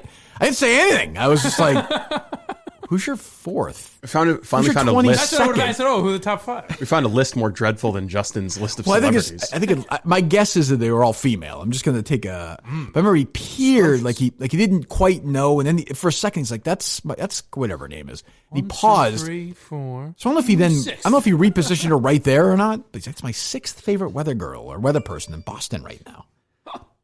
I don't know. The Brady thing. He didn't say a fucking thing. But I mean, I turned it on. I think I accidentally. Shame on me. I was like, why am I listening to this? I turned it on by accident. So I just kept listening to see how it went, and it's awkward to have to do it in that format. Like everyone's on the phone, and they say, you're up next. Right. But yeah, it was just boring. Brady's like, yeah, I respect the Patriots, all that, all the shit. But it just made me laugh though, because total class as expected. Class all the way. Class. What are you fucking like a tuxedo? Did you?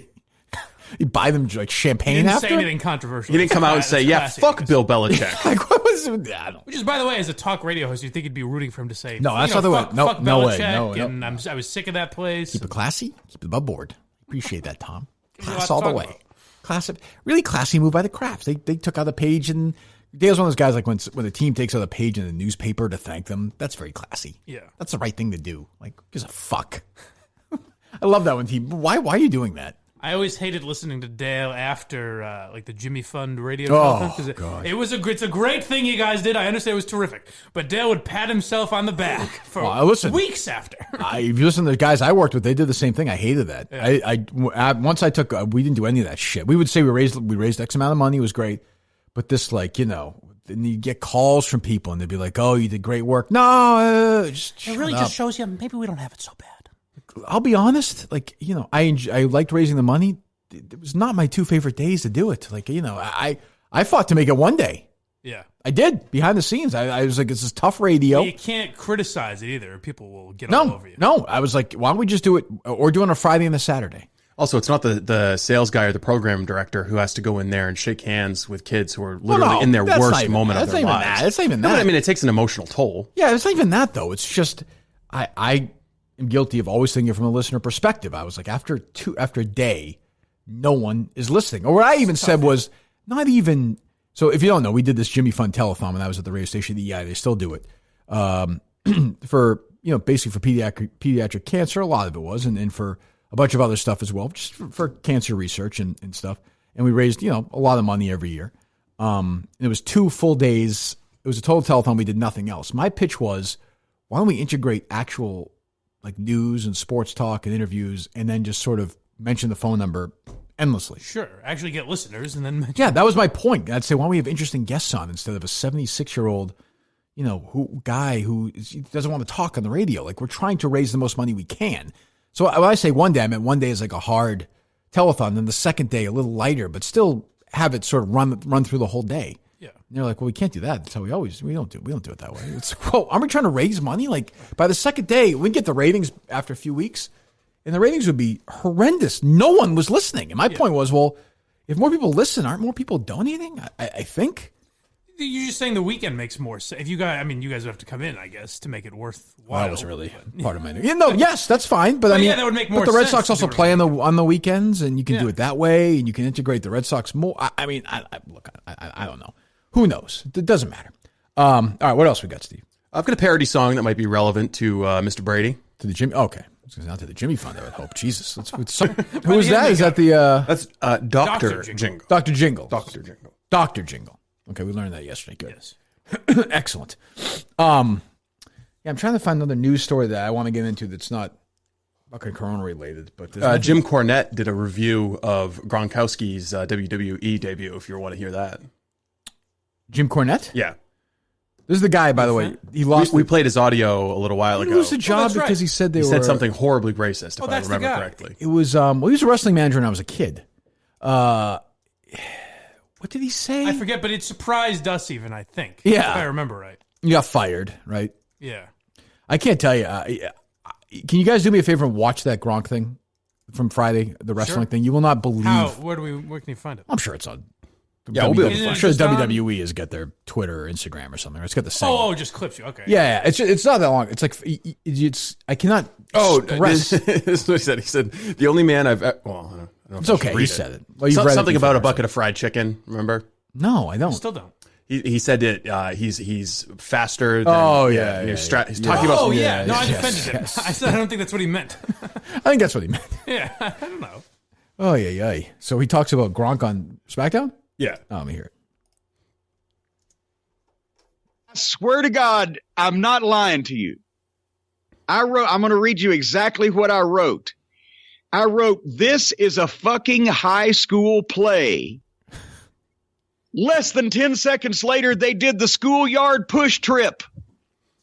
Like they were 6 years old. The guy got down on his hands and knees behind Baron Corbin, and old Ron Gronkowski pushed him over. Is it Ron Gronkowski? Ron Gronkowski. Oh, yeah. I just said it's a high school play. They haven't made it that far. We used to do that in fourth grade. That's how the segment ends. Like, it's Gronk and his buddy there, that Mojo Rawley guy who's brought him in. Remember that picture of Gronk and Belichick and all those guys at the Super Bowl? Yeah. That's his best friend, I guess. He's a wrestler. And there's a bad guy who they're making fun of, Gronk and this guy.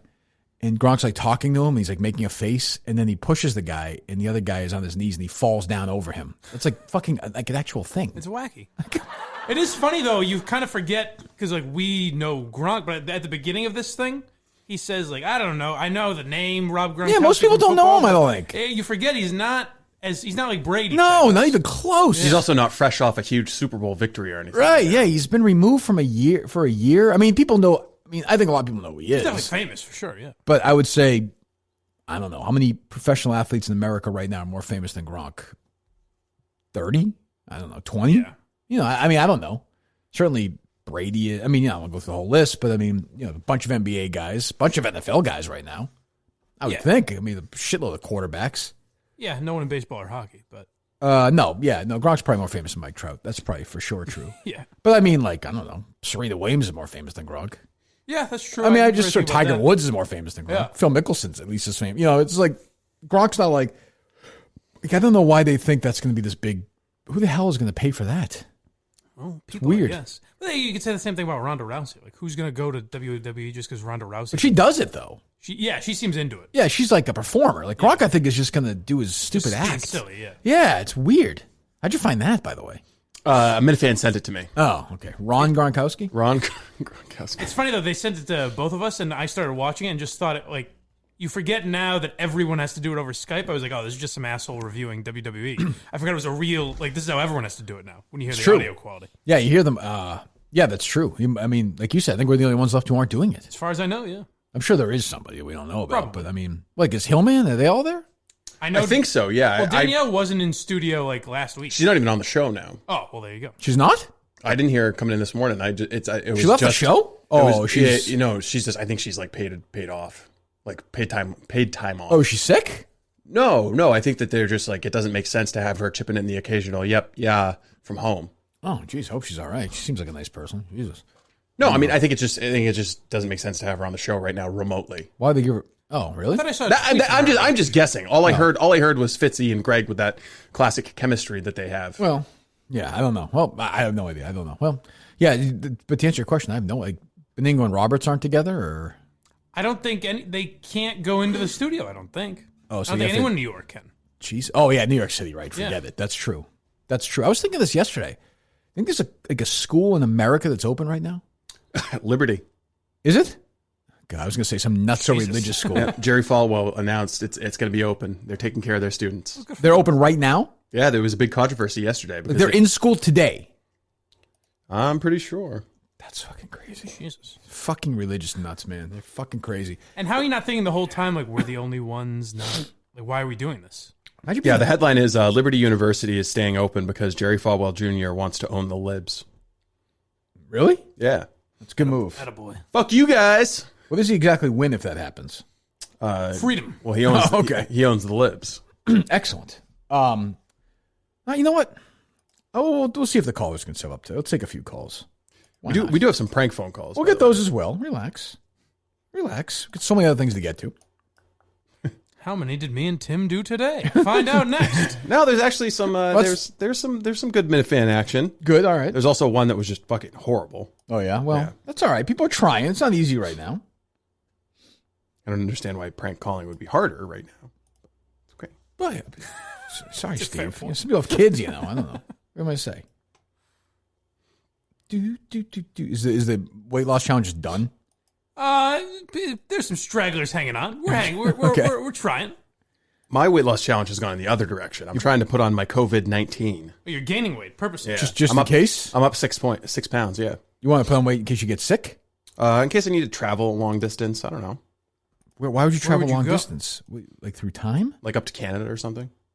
That's long distance? You can't get into Canada, can you? Oh, I could get into Canada. What are you going to ski there? What do you mean long distance? You get in your car and drive there. I've got a family place up there. Secluded island. Well, what would you need to wait? A good place to wait out the apocalypse. Why aren't you there now? Because I have a job. You want to have a job then? I mean, if everything goes wrong? Society collapses, yeah. You think gaining 19 pounds will help you in that situation long term? Yes. Oh, won't you just lose it? There might be food shortages. Yeah, I mean, you'll lose it, but your body will consume it as energy. I'm like a bear getting ready to hibernate. If you're fatter, how many more days can you really live without food, though? I don't know. We're going to find out, Mike. Okay. You think we will? I guess. You're that concerned about this? You have a family. I would say everything is probabilities at this point, and there is a scenario where Trump is the last president of the United States, right? I mean, I suppose. I guess. And anarchy rules us all. You prepare for all probabilities. By the way, I opened this up, and we already have 2 callers on, and we haven't even tweeted about it. So people are just sitting at home calling. Do you want to take these 2 maniacs? Yes, I do not. Yeah, sure. Why not? Why not? Go ahead. Hello. Is this the Kirk Minahan show? Yes, my guy. Hola. What do you want? What up, buddy? Just wondering if you guys have looked at some of the other. John, let me ask you. John, hold on. We have a question for you, John. We have a question for you before you ask us. We have not tweeted out the number yet, so if you just. I don't want to ask any questions, by the way. Good. So we've been calling. Have you just been calling all morning, waiting for Steve to open the lines? About 24 times. Okay, go ahead. That's entirely reasonable. All right. Seems fair. Go ahead. You want to get on the show, right? Very smart. I guess so. Yeah. So now you're on, Johnny. Hey, were you at?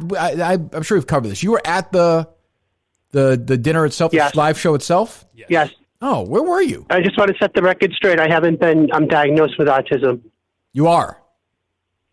I have not, but it's possible I have it. Even if I did, why not? Why not what?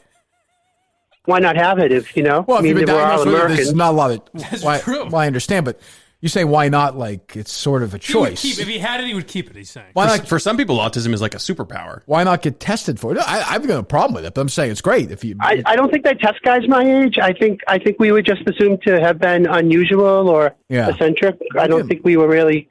I would never think that. We didn't have the value of having Dr. Matt diagnose us. That's true. See, What do you do for a living? Public health. Public health. Oh, okay. So how's that? You're just quarantined right now? No, I'm working in a 211 coronavirus line, and guess what? I get to use my super skills to help the people because I ask them endless questions. How do you like that, Mike? One second, Steve. When you said guess what, you didn't give me a chance to guess. Fair enough. Okay. Go ahead, Steve. So you're on the front lines of fighting the coronavirus pandemic, correct? Yep.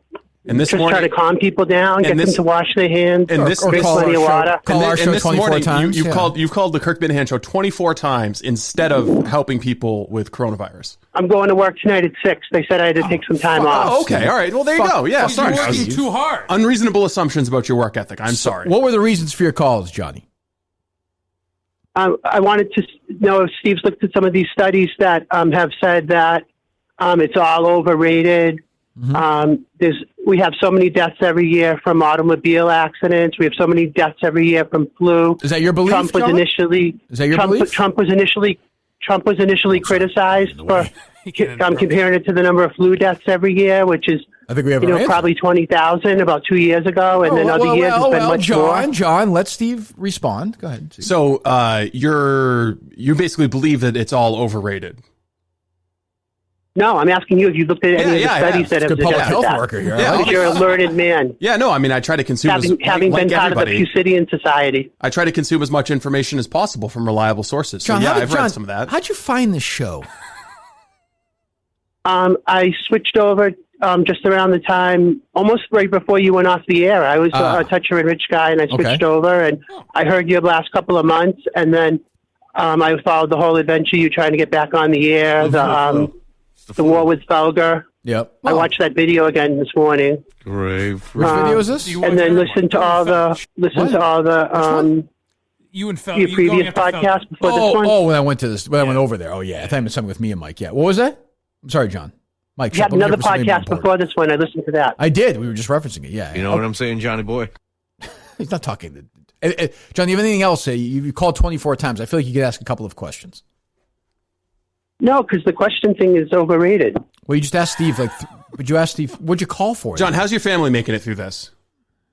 I'm trying to reframe my role in the Kirk Minahan. I'm trying to rebrand myself as not asking as many questions. I like your. I didn't understand. I want to react. I didn't know what your original brand was on the Kirk Minahan show. What was it?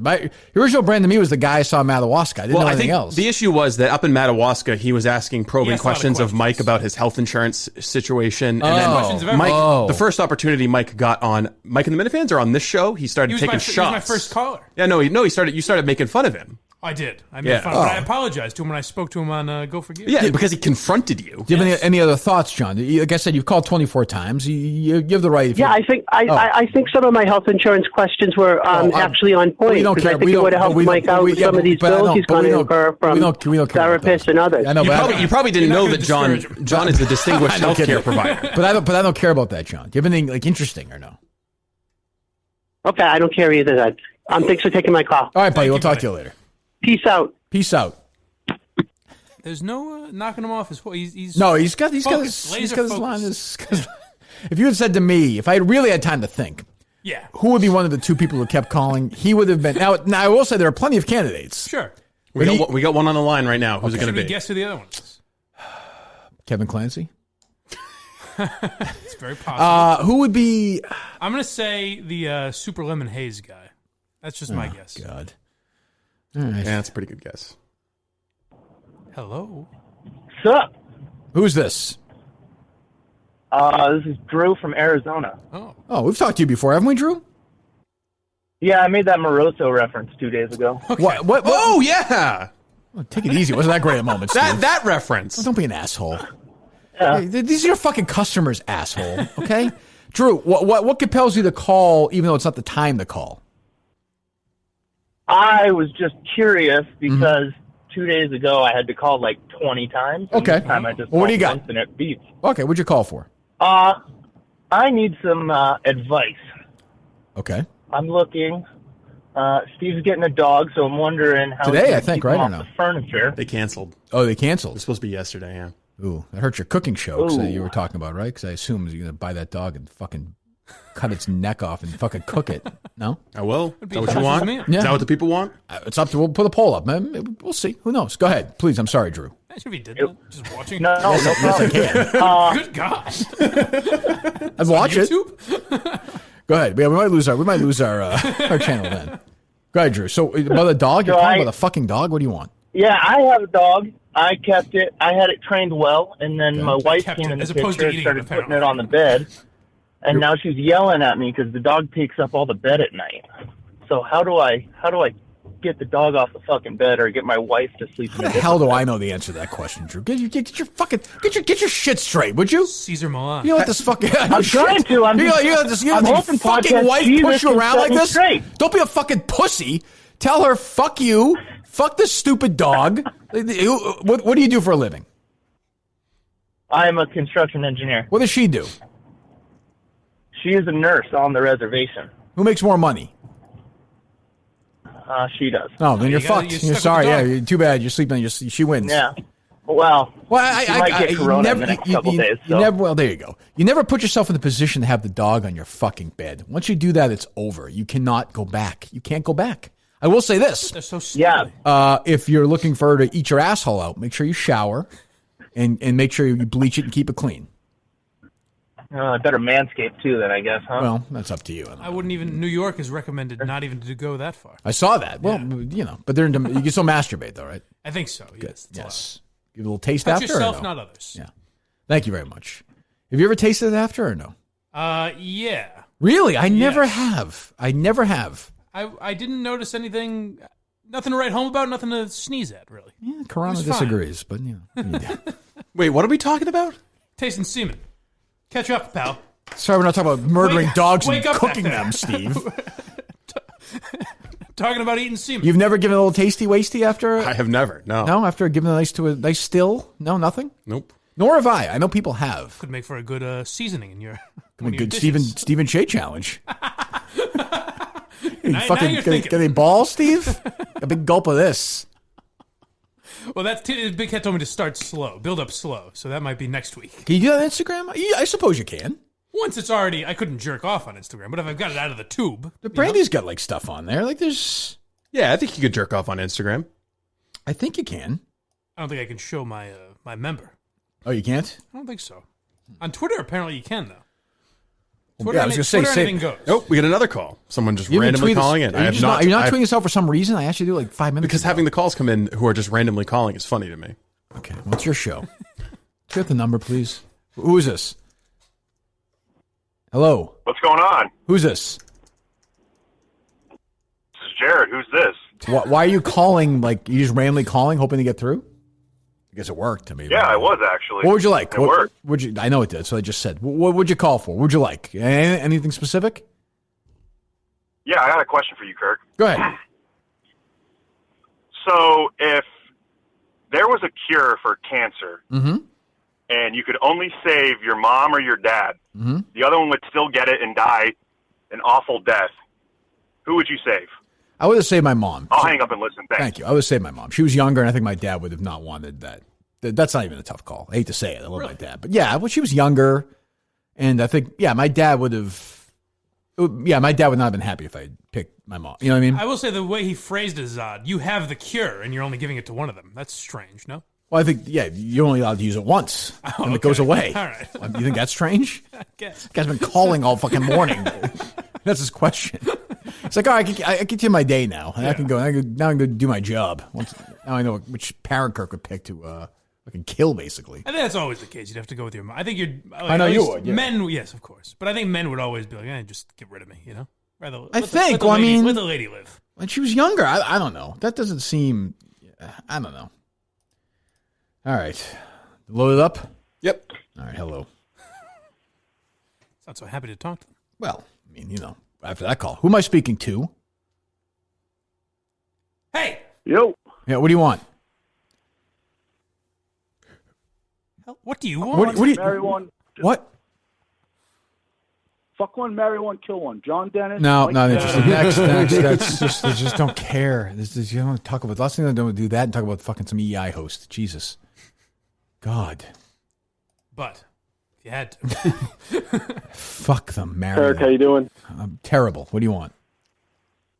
This is Joe from Braintree. I just watched your YouTube show last night. Which one was that? I don't want to underplay the one with your brothers. Oh, thank you. I did a couple last week, but yes. Yeah. I didn't do one last night So because Steve was just scared of the got to watch coronavirus, that. but yeah. Is that why you didn't do it? Yes. All right. Steve sent me a long text. What do you want, Just Joe? got to watch. Just got to watching it last night. Did you watch it last night? The one with my brothers or I no? Hey, these are our I don't customers, want to underplay the Kirk. seriousness. It's my of, show, using shithead. I can alcohol, shit but on I it. All can right, go ahead. tell You were watching the movie podcast. when your brothers get together. Yeah. If your brothers just once a year got together and just had some beers and some drinks, that would be a pretty wild night. I'd love to see it. Okay. If Well, you wait. could control you know yourself what? the rest of the Just year. knock off You know your what? sobriety. I'll pick a date and check with them. If we do it, we'll do it live on YouTube. Is that fair, Joe? Do it on YouTube. We'll do yeah, it, buddy. Mike can start drinking again too. Oh, let's not Fucking get out of idiot. control. A real party. Let's not get out of control. Do some X, maybe? The four of us? Are you drinking again now? I'm not. Really? Not yet. And the skirt has been drinking a glass of wine tonight, which bothers me. Well, why? Who the fuck does she think she is drinking it? What, you think she should be on the sober train She's with the you? same, I think she's the same issue. She's showing up drunk at work at events. Has it been an issue for her? It doesn't really bother me. Yeah, that's never bothered me either. I'm fine with that. For some people, it's a real bother. She but seems to think it bothers me. Like if I joke about it, she I know Christopher thinks it Moltisanti didn't like when Adriana. The fuck is this? Yeah, he didn't like that. Did not like that. No. All right, that's not a bad call. That's okay. Go ahead. Who we got? Kirky, what's up, buddy? What's up? That didn't make me think so. Hey, question. Are you a Twin Peaks fan, and could you rank David Lynch movies? I'm not a Twin Peaks fan. I never got into it. You know what David Lynch movie I really like is A Straight Story. Have you seen that? Oh, no, I haven't seen that one. That That's- one was like late 90s, right? Yeah, I want to say it was 99, maybe. Richard Farnsworth. That's It's like good. a kids movie. It's Disney sort or of, but like it's David Lynch, so it's really not. And I do like The Elephant Man. Yeah. Yeah. But I'm not like a crazy Lynch guy. I've never been in, for some reason, he's never really done it for me. Yeah, Blue Velvet, no? No, you know what's wild with David Lynch is he was going to direct Return of the Jedi, which is fucking crazy. Oh, really? Isn't that nuts? That is nuts. Crazy, right, Mike? But I just want to Crazy say thanks times. for all the content, man. Appreciate during my drives. Yeah, well, what do you hear today's hours show? a But day, yeah. so Yeah. appreciate you. All right, thanks, buddy. I'll talk to you. The previous call made me think of something. Did you once tell a story that you drank a beer at Fenway just to see if you could do it or something like that? Or am I completely crazy? No, I definitely did not. Huh. Why don't I... The Warthog reminded me of that. No, I know. No, I bet this is what you're thinking of. You mean while I was at the EI? Yeah. Yeah, so I was a couple of times a year, they would drag us to the suite with the clients. And I was there, and I was talking to somebody, not even paying attention. If you went down underneath, they had all these Cokes and stuff. Yeah. So I grabbed what I thought was a can of Coke, and I was talking. I took a sip of it. And it was a fucking beer. Oh, okay. Yes, that sounds must be it, familiar. right? And Yeah, I was yeah, like, yeah, that's I gotta be fucking spit it out, and I was like, holy shit. I mean, it wasn't that big of a deal. Right. Because I'm not a big beer guy, but what I remember is how horrible it tasted. Oh, it was Because repulsive. he asked me about it. I was like, that sounds vaguely familiar, but I don't see him just Yeah. drinking. the No. secret. I think that was like 16 or 17, maybe. That sounds right. Yeah. Go ahead. Seems electric during these segments. He's got a lot to do back there. Don't forget. Go ahead. Hello. Kirk. That's right. All right. So I'm one of the people that The Karate Kid is my favorite sports movie. Okay. Second one, great Oh, also. But have you seen the Cobra Kai show? I saw season 1. I got a little tired of it. I think it was pretty good. I Yeah, think it was did all right. a lot of fan service, and if Yes, you're looking for for sure. something to watch, if people like the movie and they're looking for something to watch, for Right. sure, I definitely recommend it. Karate Kid 2, the thing with Daniel LaRusso is the fucking guy, he just had one of these things, he was always in fucking trouble. The minute he gets off that plane, that guy wants to beat the fucking shit out of him. He can never catch a break. Well, it's more of a Mr. Miyagi thing. Well, it's also weird that, He put like, himself in a situation. true. It's also weird in Karate Kid 2, like, Daniel's in college. He's getting ready to go to college, and Miyagi's dad is dying, and he's like, you know what? I'm going to drop out of college and go with my best friend to go see his best friend is like 60 years old. It's a very strange relationship, almost sexual. I wonder. Right. Don't you think? Right. And I'll stand by this. The Karate Kid in 1. the first one, he says it's his best friend. Yeah, he's his best friend. Karate Kid 1 is notable to me. I don't think you'll ever see this again in a teen movie where I think Elizabeth Shue actually weighed more than Ralph Macchio in Karate Kid 1. It's surprising the age difference. You'd think that he's younger, but he was older. I mean, I loved Elizabeth Shue, but I mean, fucking Ralph Macchio weighed like 105 pounds in that movie. Yeah. Yeah, I was watching Karate Kid 3, unfortunately. I just wanted to see how bad it was again. It's fucking horrendous. And he gained a little weight, too. He's fat. He's fucking got like a fat face. It's weird. He's supposed to be young. It's a disaster. Strange. They have that bad, like, Steven Seagal knockoff guy who's supposed to be... It's fucking terrible. Yeah. Fucking so much overacting. It's terrible. It's crazy. Terrible. I'll talk to you later. You ever heard that Ralph Macchio is actually the bad guy in that movie? That's true. I've seen that. Premise. Well, that's the whole premise of the Cobra Kai TV series, basically. Yeah. Which is actually kind of a funny... It is a funny... I remember Gary Gulman did the stand-up, and it was very funny, but then I've heard it recycled. Yes, it's been beat down a lot. Yeah. All right, go ahead, Steve. The callers are all right today. I will say I wouldn't mind hearing from the ladies. You know, the guy is just... We need a little female. Although should we do an affirmative action line? We should. Yes, we should. Two dials. We have an affirmative action line. Different line. We should definitely pick up a new phone line then. Hello, good morning. How are you? Hello. I never get the pause. What's the pause? Delay, maybe? No, they just hung up. Okay, next. Hello. Hello? Oh, good. Hello, young lady. How are you, young lady? Who am I speaking to? It's Marjorie Egan. It's Marjorie Egan. Okay. Hello, Marjorie. Yeah, from WGBH. We're familiar. We know who it is, Marjorie. Yeah, we don't need your credentials. I do the show with Jim Brown. No. Library. We got it, Marjorie. Well, what are you calling for? Well, I just think that in these times of coronavirus, why hasn't Robert Kraft done a press conference? That's a fair question, Marjorie. Do you think Robert Kraft speaking would help the coronavirus? Well, I would say so. Wouldn't you? He needs to do a press conference. I wait every day. All of our listeners are just all they do is say, "Where's the press conference from Robert Kraft?" Marjorie, is there a chance that you're a 46-year-old man quarantined with your family right now, making this phone call in the home, or no? No, I do a show on WGBH. Right. Oh, right. I'm sorry. Yes. Oh, yes. that Marjorie. Yes. Bob Kraft's wiener. Yeah, and what do you think, Marjorie? Marjorie. The liquor stores might be closing. Oh, yeah. Right. Yes, I saw that. Let me ask you a question. When I hear Trenny on with you and Jim, it sounds like Jim is more in the Trenny as a potential co-host. Do you feel like you're being pushed out? No, but do you know that Jim Browdy makes more money than me? Yes. Heard that. Does that bother you, Marjorie? Yeah, does that upset you or no? Yes. You know, Marjorie, you know what we're going to do right now? All right, well. As we're speaking to you right now, Marjorie, it is just striking 10 o'clock. So we're going to have our first female at 10. Oh, boy. So Marjorie, oh boy, just think of maybe Jim or I don't know, somebody else maybe from your youth that you're attracted to, Jimmy Dean maybe or somebody like that from your youth. Montgomery Clift. Jimmy Dean. So go ahead, bring it home. President Carter. Go ahead. Oh wow. Put it in good. Oh wow. Jim.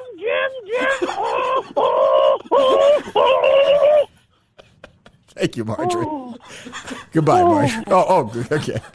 Goodbye, Marjorie. A couple of aftershocks there. Well, we squeezed something out of this day, huh? We did. We got our headline for the day. Right at 10 o'clock, too. Isn't that lucky? And Marjorie would be doing nothing at that. Do we have any idea who that was or no? No. Probably, but no. Who do you think it was? I don't know. Oh, it wasn't Kevin, right? I would guess somewhere of that ilk. Me too, but it didn't sound like him. Although it sounded a little bit like his Elmo voice that he would do. Yeah, for some reason I keep thinking T.J. Hubbard. I don't know why that sounds like his impression of. I'll give you a hint. It's a Providence area code. Oh, well, there you go. Okay. Is that Kevin or Steve? Maybe. It didn't sound like Steve though, did it? No, it didn't really. I don't know. Who knows? All right. Well, they're chameleons. These guys. Good luck following that one up. Who's next? Hey guys, that's a tough act to follow there. But Kirk, just got a couple of quick questions with you. Just sticking with the movies here. Sure. What are your top good, bad movies? And what are your top war movies that haven't been made that you want to get made? For instance, like I'd love to see a good movie on USS Indianapolis story. There is a good one. Nick Cage. Came out it's terrible. A year ago. It's abomination. Fucking destroyed by that. Did you see that movie, Steve? Nick Cage is great. Did you see the movie? No, I don't think so. Well, how do you know it's good? Because Nick Cage is in it. Oh, I mean, I don't have a great. Movie's unwatchable. Oh, you watched it? Yeah. Well, unwatchable. Define unwatchable, because I bet there's one guy that can watch it. What is your by good bad movies? You mean like guilty pleasures or something? Movies to make fun of, like so like good bad movies like Armageddon. Think Deep Blue Sea. Think movies from the 80s. I talked about this yesterday. Thanks for the call. I talked about this yesterday, and I think if I do a YouTube show, which I still may do tonight, Steve, are you okay with that or no? Sure, it's fine. I mean, you want to put your family at greater risk of catching coronavirus? Let's do it. I'm thinking of doing a dedicated Rocky series show. I mean, I just love those movies so much. Makes sense. Rocky 3 and Rocky 4. Except for the robot in Rocky 4. I hate the robot in Rocky 4. Were you watching that yesterday? It was on AMC. Yeah, I was flipping around real quick and it was on. I fucking hate that robot. I hate robots anyway, which is why I'm going to hate this fucking Bicentennial Man that get me all pissed off. Well, he's not so much a robot as a human being trapped in a robot's body. But Rocky, well, I'll get more into it later. But I like a lot of movies like that. Yeah, I mean, I think I'm not a huge Armageddon fan, but if Armageddon is on, I can sit through it. I guess it's not my favorite movie, but yeah. But war movies that haven't been made. I feel like is there anything left that hasn't been made? No movie that needs to be made. I'm sure the answer is yes, but yeah, like what? What great historical? The Al Baghdadi raid. I don't know. It's a random one to pick, but yeah, I don't know. Who knows? I don't know. Good call. We'll take a few more. I was thinking of doing that this weekend. My favorite bad movie is this like weird. It's a knockout. It's like a UFC version of the Karate Kid, but a million times worse. And I was thinking of watching that on Instagram, maybe trying something like that. What's it called? Never Back Down. Who's in it? I know that one. Yeah, there are just there's some lines in there that are like unbelievable. Like, they made it for someone to mock. They shipped out a movie about Ultimate Fighting MMA at the peak of UFC when that was all the started fandom, to become big. Yeah, Right. Amber Heard is in it, I think. Oh, really? That's the only person you would know. Yeah. That's good. Who we got? What's going on? How you doing? I guess we're doing fine. Okay. Kirk, I got a question about movies for you. People want to talk movies, huh? Jeez, maybe I'll do one of these. You're the movie guy. I'll risk Steve's life just to do it. Yes, go ahead. I got a movie and a music question for you. I'll take them both. Sure. So if you could go back and rewatch any movie for the very first time, great question, and feel that same feeling, you know what I'm going to say? What movie would it be, and what song would you go back and listen to? You know what I'm going to say, because it was such a great film-going experience. My buddy Jim Russo and I went to go see it in Braintree. It's not my favorite movie ever, but I was so fired up. The hype was so high for us specifically because of the guys who were in it was Heat with De Niro and Pacino. I remember being in the theater and people were like fucking fired up, and the movie delivered. And the feeling in the theater was unbelievable. That'd be one. Pulp Fiction, I remember seeing it in New York City, and the theater was literally like shaking. They were so fucking into it. Would probably be two. What song, if I could hear a song for the first time, probably Thunder Road. I know it's trite, but I'd probably say Thunder Road for the first time. Why? How about you? Ooh, first movie, probably Goodfellas. I'm a younger guy, and that was the first movie I really remember watching with my dad. Mm-hmm. Song, I don't really know what song I'd pick. My dad used to listen to a lot of hip hop, so probably some rap song from the early 2000s. How old are you? How old is your dad? 52. Oh, okay. How old are you? 22. Oh, you sound much older than 22. Are you really 22? I swear to God. You have some good pipes, man. Nice voice. 97. Very pleasant voice. Okay. You're born in 97. Okay. Are you guys hiring? We are. Soon enough, believe me. All right, we'll talk to you. Thanks. Dad listen to hip hop. I don't hear that very often. I mean, I don't know. It's the movie parts. The song part's different. I don't know. But the movie one's interesting. I remember seeing Goodfellas for the first time. You're fucking blown away for sure. Yeah, my answer you would mock probably. But what is it? Borat. The first time I saw that in theaters. Yeah, people loved it. It's probably the hardest I ever laughed. It's true. I would say Lord of the Rings trilogy. Well, comedies are different though because they don't quite have the same emotional. Well, you said if you could feel the same feeling. Yeah. So it would be that. Yeah. Go ahead. Take a few more. More of these fucking idiots. Hey, good morning. Hey, good morning to you. I got a interesting question for you guys. Well, how do you know? So, fucking cocky fucking bastard. I like this guy. Big balls in this guy. So I just started talking to this girl. I really like this girl, but she wants to hang out tomorrow night. It has to be tomorrow night. how do I break the news to her that our first date is going to be watching the Bicentennial Man? Well, first of all, I'd say the coronavirus era. This is a very gutsy date. How did you? How'd you? Well, she wants to come over. I mean, we met online. She wants to hang out. Oh, she'll be coming over, right? That is dangerous.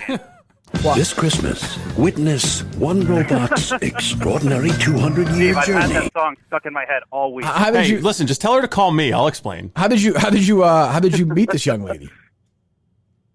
How do we what? How did you meet? Oh, we met on Tinder. Tinder, okay. So, I'd say don't do this. Tinder's got. I was saying, what is Tinder like in the Tinder's Corona got to be taking era? a beating right now, right? Yeah, there's these are the only two people meeting on How Tinder. how old are you? 23. How old is she? I believe she's 20. She's 20. All right. She seems attractive. Oh yeah, she's pretty cute. She seems clean. As far as you know. Yes. Fucking do it. Who cares? But I mean, I would say, but is she quarantined all day? Steve, yeah, she's been quarantined. Steve, do you think this movie will scare her off? And why don't you No, go? I mean, I think you're going to be too busy fucking. Like she's not going out on a date. She's not taking the risk. No, I'm just saying, seriously, she's not taking the risk to leave her house and go meet a stranger if she's not really craving some dick. So I think you're going to be too busy. I think you're going to be too busy going to Pound Town with this. Why don't you meet? If you're, are you quarantined all day as well? I actually work at a grocery store. Oh, you do? Yes, I do.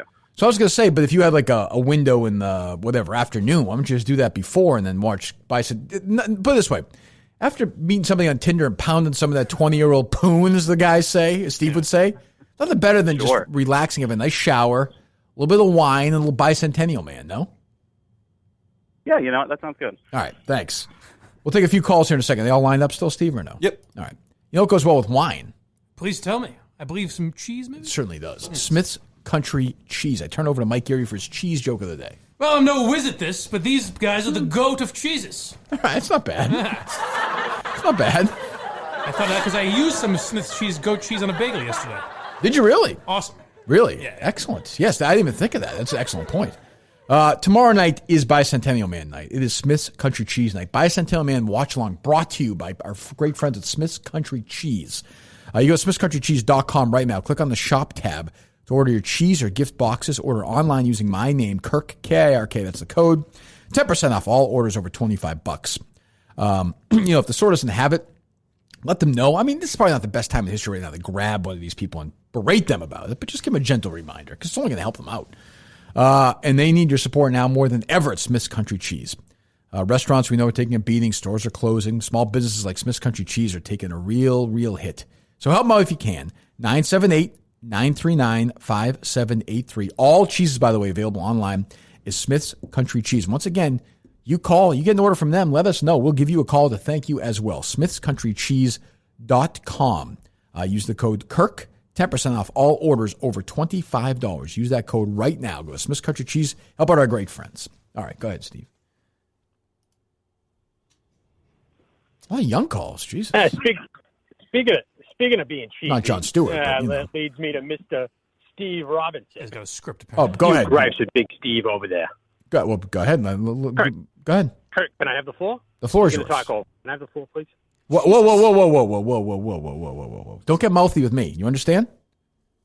Yes, sir. You apologize? I apologize, sir. Go ahead. The floor is yours, please. So, yesterday, I'm listening to the show, and I noticed a little extra enthusiasm from Steve over there behind the glass. Okay. Just about these parody songs. Sure enough, look at what it was. A Big Steve parody song. Yeah, I'm Crank Call. I fucked up. Now, Steve, you can get me. I fucked up. I was supposed to say Crank Call. I did parody song. You know what? I suck, guys.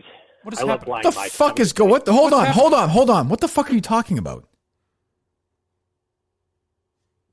It's probably a little worn out from doing CrossFit. Who is that? It seemed like that guy had a script and he messed something up. What do you mean CrossFit? What are you talking about? What is anybody talking about? I found out who he is. Who is he? He started to say he was going to talk shit, so I looked him up. Were you outing these people? Why are you looking these people up? This is dangerous. We're allowing Steve to murder people. Like, what are you talking about, CrossFit? What is going on? What was he talking about? What did he I have fuck no up? idea. It was stream of consciousness. It seemed like he was trying He had to a say... script and he fucked it up? Is that what it seems I like? think he was going to say that I was only playing parody songs that are about me. I don't know. He sounded nervous. Don't be nervous. We're not going to fucking... What is that? Hello? You got call, Steve, or no? Yeah, it should be a call. And I think it's Tim in Canton because he's the only one who calls from anonymous. Okay, hello. Hello. But I think the sound just happened, Steve, but it sounds like it dropped off, though, no? No, we still got it open. All right, we'll take another call then. I'm sure the lines are filled. What do you people want? Oh, no, it did fall off. That's what I just said. Yeah, I know, but the screen that I was looking at, it didn't appear as though it had fallen off, so it's going to take a moment to reestablish the connection. That guy was so bad, he fucked up our phone lines. I don't understand what happened with that guy. Neither do I. We're all a little confused. I hope he's all right. Then you're looking the guy up, like his name from his phone number? Yeah. They're calling you, but that's... Why would you do that? You're a fucking psycho. Okay. Leave him alone. Well, maybe he should leave me alone. He started it. No, we gave out the number to take calls. The numbers, then they call, and then they're... public figure. Yeah, I mean, you're giving... But, no, he called in and started saying, he had a little script he was going to read. So He I didn't was say anything. doing a little bit of research. About what? About who he was. He goes to CrossFit? Perhaps. I don't even understand. There's fucking crazier between the two of you. Go ahead. Hello. Are we up or no? No, I got to reestablish the the fuck, connection. Steve? Sorry, it's not a traditional phone system. Well, we should be using ExpressVPN for that anyway, honestly. Let's be honest. true. We could fucking use that right would help us now. out. ExpressVPN, so easy to watch shows, so fast. You want to watch a show in a different country, you want to watch pornogaphy in a different country, you want to slip and be somebody else in some other world. ExpressVPN will let that happen for you right now. ExpressVPN.com/Minahan. You get 3 months free. ExpressVPN.com/Minahan. If you're a Star Trek guy, Star Trek Discovery's on UK Netflix, not on here, for example. If you're that kind of fan, boom, you get it there. We know the Pornhub in Italy, you get it there. You go to ExpressVPN.com/Minahan. ExpressVPN.com/Minahan. Compatible with all devices. Hide your IP address. Let you control. So put it this way, you're not going to find, Steve's not going to fucking find that you're some CrossFit person or something. Yeah, it'd be harder. Yeah, if you're on, it'd be impossible, right? Yeah, it'd be impossible. ExpressVPN.com/Minahan. Do that today. You get 3 months free. Do that today and let us know about it, please. We'll reach out to you as well. In this tough time, we're happy to help out. Steve, who's calling? Hi, this is John from Mass. Hello, John. I want to thank you guys from having Brandi Love on last night because last night I couldn't sleep, so I told my wife I was going to go downstairs and take some warm milk to help me go to sleep. People actually do that? I went downstairs and blasted one off to Brandi Love. Oh, what scene did you use? Well, I hate to say it, Kirk, but it was one of our foot fetish scenes. Oh, you're a But the pig. worst part is... Gross. Yeah, one of the worst parts is when I went back to sleep, I woke up the next day, my wife says, I think our milk is bad. I'm like, why is that? She says, it smells like you got curdled milk on your stomach. I was like, what? And I went, agoosh. All right, goodbye. Jesus. This guy's wife believes it's 1963. If you're going to do that, you got to have a little energy. I don't know. A gooch. The call started off so good. A gooch. Some warm milk. Some warm milk. Hot chocolate. Go ahead. Hey, Kirk, how's it going? Good, thank you. Hey, you're the best at what you do, and I enjoy listening. Oh, good. Would you mind a critique on Mike? No, that's fine. That's welcome. Yes, sure. Okay, so I can critique Mike. Okay, Oh, great. absolutely. Mike, Of hey, course you can. Yes. You're okay at what you do. Thank you. I would like to recommend that you be a little more, I don't know, opinionated. I think back in November, everybody forgot that Steve and Kirk were criticizing you and saying, hey, bring some more to the table. They were asking you ultimately to be opinionated. In this business, I don't think they you were have necessarily, to have but some I could try energy that. and some opinions. Yes. I mean, so I don't know. I mean, to me, and Steve, you can answer maybe, but I've been looking around to see where to put my application to take Mike's job. I haven't found where to put the application. I After don't a know. great start here, I'm just going to say. Well, he did start praising it's a you. great start. That's true. But, I mean, can anybody agree with me that Mike needs to be a little more opinionated? I think that's what they were asking you to do. Is that what you were asking me? That I'm not opinionated? I don't remember this November. Was this a specific episode? Well, okay, so it was around Thanksgiving. Okay. You and Steve were out to lunch with your brother. Remember that? Oh, was it around the tennis thing? Yeah, okay. Yeah. Maybe hit his feeling. So I think what you guys were talking about I had a terrible meatball sandwich that day. Remember that? I warned you. Tried to warn you. My daughter made a great... Jason, shut up. Is that your name, Jason? John. My daughter made a great meatballs last night. Who cares? I had a great meatball sandwich last night. Thank you, Kate. I love you. Go ahead, John. Jason. Ryan. Why am I going back to this idiot? Yeah, no, I'm just saying. I mean, I don't know. I think, do you agree with that? The guy stinks. What do you want me to say? He's here. I'm not going to fire him during coronavirus. What do you want me to say? You can. No, it's not fair. I'm not expecting you to fire him, but you can. It sounds like you do want me to fire him. A little more energy. I'm talking to him, not you. Shut up. No. Well, I mean, both of you, shut up. Hey, also. Okay, no, don't. Also, I think that. I mean, you have another being honest, I think people are afraid to criticize. Or maybe you're afraid to criticize Mike because... Yes, I've noticed that. A lot of people are not... Yes, it's been an issue for me. Yeah, I've let that get in the way. Because he's blind? Well, yeah. I mean, like, I feel like there isn't necessarily somebody out there who could just join the show with you and be a co-host.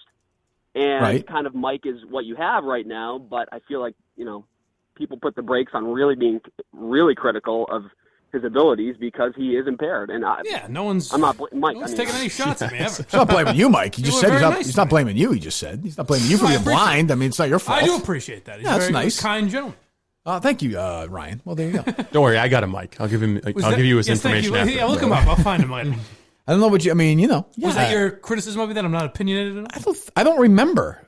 Or now is it your criticism? I think the thing was we went to that lunch with your cool brother, and you tried to set me up to get me to say negative things. I know what he's talking about. I didn't really fall for it, but you tried to bring it on the show anyways. I remember that. That's not what happened, but I do remember that. Yes, I remember that lunch. Adam, I think me not being opinionated enough. The people want to argue with you. Well, I know people really want that. Yeah. I mean, we can do. I'm not really.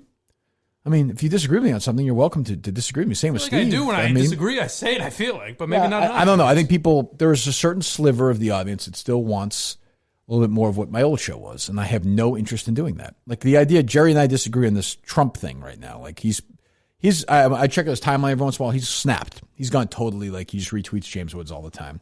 The idea of going in every day and fighting about how Trump's doing on coronavirus, I'm telling you, I have no... Because you're afraid to say it, you pussy. Yeah, I just have no interest in having that conversation. None. It does nothing for me at this point in my life. I just don't find it interesting. Others can. Or even once in a while, but not every day. It just doesn't... get monotonous. It doesn't... that particular thing doesn't interest me. I don't know. I just think we naturally agree on quite a bit of the stuff that we talk about. So, I mean, Mike could fake like he... I don't know, has a different opinion about some issue. I actually like that this woman is outraged about saying the word husband. Yeah. I think it's offensive. It's very conscientious of her, Kirk. The guy is a mediocre talent. We know that. We brought him in. Yeah. That's it. Once in a while, he puts jelly beans in his mouth. What do you want him to do? Fucking save the world? Jesus. No, that's not a fair summation. What do you want me to say? It just happened to be yesterday. What do you want me to do, okay? Jesus, he's limited. All right, we'll take a couple more. Very hurtful. Go ahead. We actually don't have any on hold right now. We don't? Oh, they're done? Oh, okay, good. Excellent. Jeez. And on that note. Wow, I'm surprised. We did have 919 busy calls, but right now we don't have any. It's bizarre. They just kind of give up, huh? I wonder if they think we're just done at some point. Probably. Yeah, probably. Which is also fine. All right, good. So we got boom. We certainly got what we wanted today. We had Marjorie Egan yes. complete on that. That's really what we came in here for. I think so. We're trying to so there you go. All right. We'll do a couple prank calls. All right, here's Joe calling in North Carolina. Let's go to Joe in Virginia. Thanks for calling the Line of Fire. Wait a minute. Hold on. I mean, you can guess. Who is that? The Line of Fire. Now, who is it, though? It's a religious talk show. I want to know, is that the name of the show or the name of the hotline? Who's the host? What state did you say, Steve? Virginia. The show is in North Carolina. Joe is calling from Virginia. Oh, okay. North Carolina. We don't know the name of the show. I'm doing that tomorrow. It could be the Line of Fire. But Line of Fire airs weekdays from 3 to 4. Oh, so it is the show. 3 to 4? Lineoffire.org. Do we think this is... I guess Dr. Michael Brown. This call will answer the question. There's a religious station I was thinking about calling, And then I felt too bad. I don't know why. What? I don't know why with religion I felt bad, like just lying Those to are them. the best ones to mock. What, are you crazy? They also weren't taking calls. So we'll count it. We'll count it as North Carolina. But this is a syndicated show. Oh, really? Weekdays: Iowa, Illinois, North Carolina, a lot of AMs. North Carolina, South Carolina, Texas, Utah. I'm sensing a theme here. Oklahoma. Look at this guy. Killer. You're on the line of fire. Let's go to Joe in Virginia. Thanks for calling the line of fire. Hello, Dr. Brown. How are you doing today? I'm doing very well, thank you. All right. So I had a question. I was recently watching the Robinson Report on TV last night. The host is Steve Robinson, and he had a Dr. Matthew Carano on, and he recently did a study about how music can help in this time of isolation with everybody being in their homes. He said that music can help relieve stress, and let me tell you this, I was all aboard with this study of Dr. Matthew Carano. But however, when he mentioned this to the host, Steve Robinson, he was making an absolute parody of the guy. And Steve usually calls himself to be a truth guy, but in this way and form, I think that Steve's a liar guy in this way and form, making a parody out of Dr. Matthew Carano. He's got a lot of stuff in. I just think that music can really help in this time of need. All right, stop. I was just wondering if I could get your takes on that. Right, stop real quick. Will this Dr. Brown guy respond to any of this stuff other than saying the music can help out in the time like He's this? going to say, yeah, there's a lot to be said for that. Yeah, I will tell you, he didn't just give himself the title of doctor. He is a learned man. Oh, he is? Yes. Was he a doctor? We know he's a doctor of? I believe theology. Oh, okay. But he is well read. Oh, good. Let's hear it. We need to find that Goldilocks zone between being going crazy and it's not taking it seriously enough. I mean, we all need to be in our house, taking this isolation and all this stuff seriously so nobody gets sick. And I realize that things take time, but I was wondering, what is your opinion on this? Yeah, I can actually weigh in on this with some degree of expertise, having written a book on the power of music, God's Call to Change the World One Song at a Time, and then having devoted a specific chapter in the book to how music affects the Robinson brain. Report? Oh, okay. I also talk about how music has been used as a means of torture. This is. He just goes on. How great would it be if he was like, Steve Robinson ran me out of Washington? That son of a bitch. Robinson? Still around? How long did I speak for before Brown answered? A minute and a half? Yeah. That's an hour show. He's got some good. The second biggest voice on that show probably for that hour was that guy. Yeah, but see, if you're doing a religious program and you're supposed to be full of humility and spirituality, right? Exactly, you got to let people say their piece. What's it called? The Line of Fire? Yeah. The Line of Fire. That's what we're calling Dr. our, Michael we're calling Brown. our number tomorrow. We take calls. The Line of Fire. Let's go. The Line of Fire is open. Go ahead. So we'll check that one off. Okay, now we had a call from Kirk to Bogey and Wojo. Remember where Bogey and Wojo are from? We've dealt with them before. Yeah, we had prank calls into them before. Yes, I thought they were like a somewhat syndicated. Bogey and Wojo. Bogey. I remember the name from last time. They're on 97.1 The Ticket. Where's that? Another name Jerry would love. The Ticket. We're punching it. Oh, it's an intercom station. I believe it. So yeah, it's somewhere. But anyways, what does that have to do with where it is? I'm looking to see where it is. Well, I couldn't find it. I was going to get to the call. It's somewhere. It's somewhere. Now Detroit. We've narrowed that down. Here's their tagline: Detroit's sports talk all day. Oh God! 97.1 I have a feeling that's been tested the last week. That sounds so dreadful. Task force and the stimulus package apparently close, but not there yet because, of course, they can't come to an agreement. All that's out there for you. 248-539-9797. Let's go to Kirk in Pontiac. You're on 97.1 The Ticket. What's up, Kirk? So I'm a little old school. I stick more to movies and binge watching TV. But I got to recommend 4 movies: Great Escape, The Candidate with Robert Redford, The Untouchables, Glenn Garrett, Glenn Ross. If you haven't watched those, you got to get on it. But I'm a huge Robert Redford fan. I mean, starting at Butch Cassidy and the Sundance Kid, Downhill Racer, The Sting, The Way We Were, Jeremiah Johnson, The Candidate, All Is Lost, The Old Man and the Gun, Our Souls at Night, The Last 10 Minutes, excellent of that, All the President's Men, I mean, Out of Africa, The Horse Whisperer, Indecent Proposal, Boy Scout, Rule Breaker, The Electric Horseman, Jeremiah Johnson. That's a long list. Go back. Let me hear that. Kirk, you there? You're on 97 on the ticket. What's up, Kirk? So I'm a little old school. I stick more to movies than binge watching TV. But I got to recommend I find something like that funny. Great Escape, The Candidate with Robert Redford, The Untouchables, Glenn Garrett, Glenn Ross. If you haven't watched those, you got to get on it. But I'm a huge Robert Redford fan. I mean, starting at Butch Cassidy and the Sundance Kid, Downhill Racer, The Sting, The Way We Were, Jeremiah Johnson, The Candidate, All Is Lost, The Old Man and the Gun, Our Souls at Night. The last 10 minutes was excellent of that. All the President's Men, Out of Africa, The Horse Whisperer, Deep Proposal, Quiz Shaw, Brew Breaker, The Electric Horseman, Jeremiah Johnson. 17 movies. You know he's going to be thinking, how long is this fuckhead going to let me list these movies? He said Jeremiah Johnson twice, right? Which means I think he just was going to go back down the list. It's a long list. Oh, Kirk, you there? 248-539. Imagine you wanted him to keep going. Imagine if the host was like, Kirk, you there? Oh, maybe got run over by a train. I just tend to his son, Harry. Calls like that are, I don't want to say that's coronavirus, but I'm going to give it to him anyway. Who cares? That's just funny. Well, he's on a Robert Redford kick during quarantine. Yeah. That's true. Yeah, it all ties into it. That is funny, though. To me, that's a great prank call. Like, it's simple, but it's also, because it points out how dumb everyone is involved. Everyone. Whoever that guy is great. Do we know who that is or no? No. That's funny. Very funny. Good job. All right, now we've got a Blind Mike, Tim and Canton special for a station in Denver. This was kind of a mess. We tried something. I find this hard to believe, given the people involved. Well, the first problem was Tim talked to the producer, so when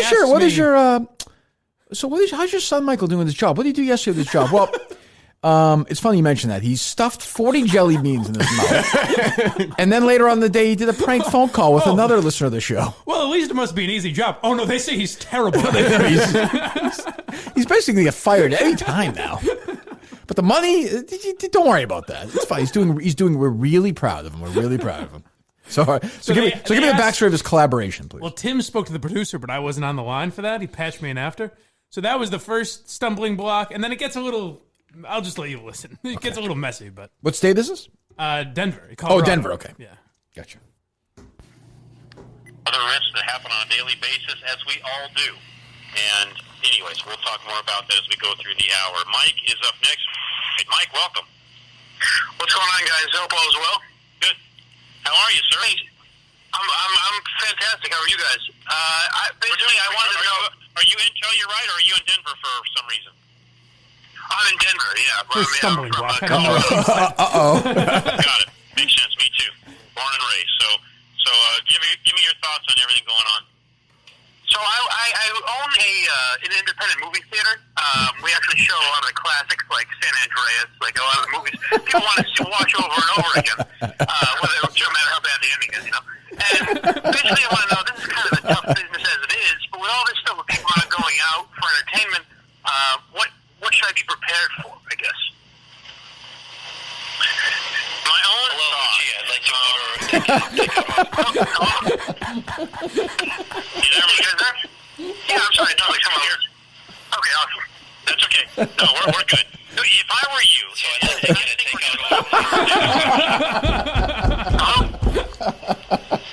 we're still here, Mike. Okay, this seems like a bit of a sewer trolley. I can barely hear you guys. You know what?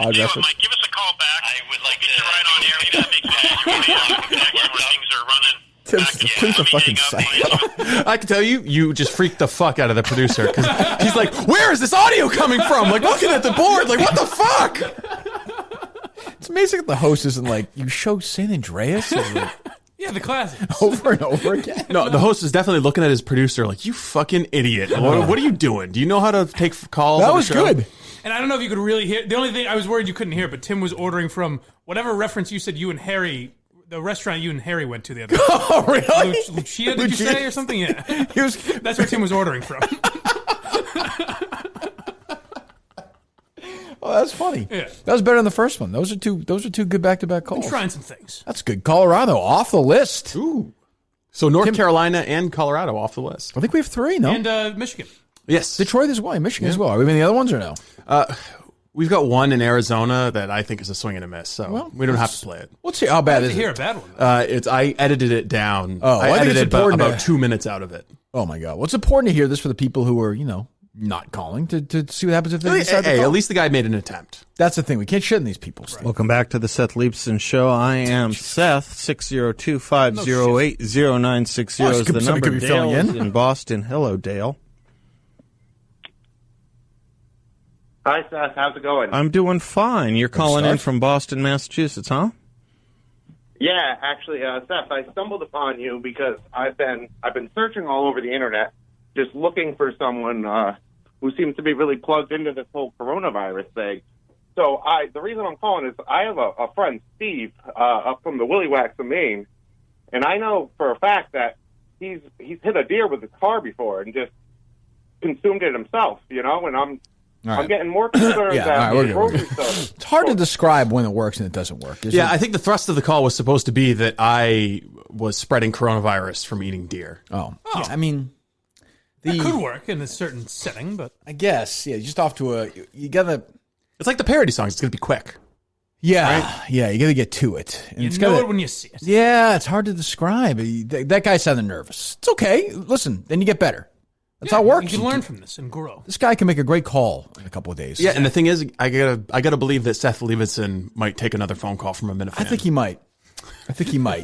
I really. Seth is good. People have been targeting sports radio, but the right wing radio people, they are looking for Corona calls. I'll tell you. I can't imagine what are they fucking? Yeah, they're just all Trump. All this is overblown. That's it. That's their angle. I mean, the media is blowing it out of proportion. Fake news. They're using it to attack him. Deep state's conspiracy to try and cost him the election. Joe Biden is fucking going crazy. Well, there is one angle that I would. I haven't heard it from them necessarily, but like the amount of people like that Jeff. There's a story I sent the other day, and then that Jeff Yang tweeted something yesterday, where all these like Asian people in the media happen to be discriminated against. There's a lot of that going on. First of all, that'd be something they could talk about. I'm not saying everyone of them is lying. I'm not going to fall into that trap. I'm sure some of it's happened, but fucking nobody's outside. Right. Like I don't except know. for the bigots. Yeah, I guess they don't care.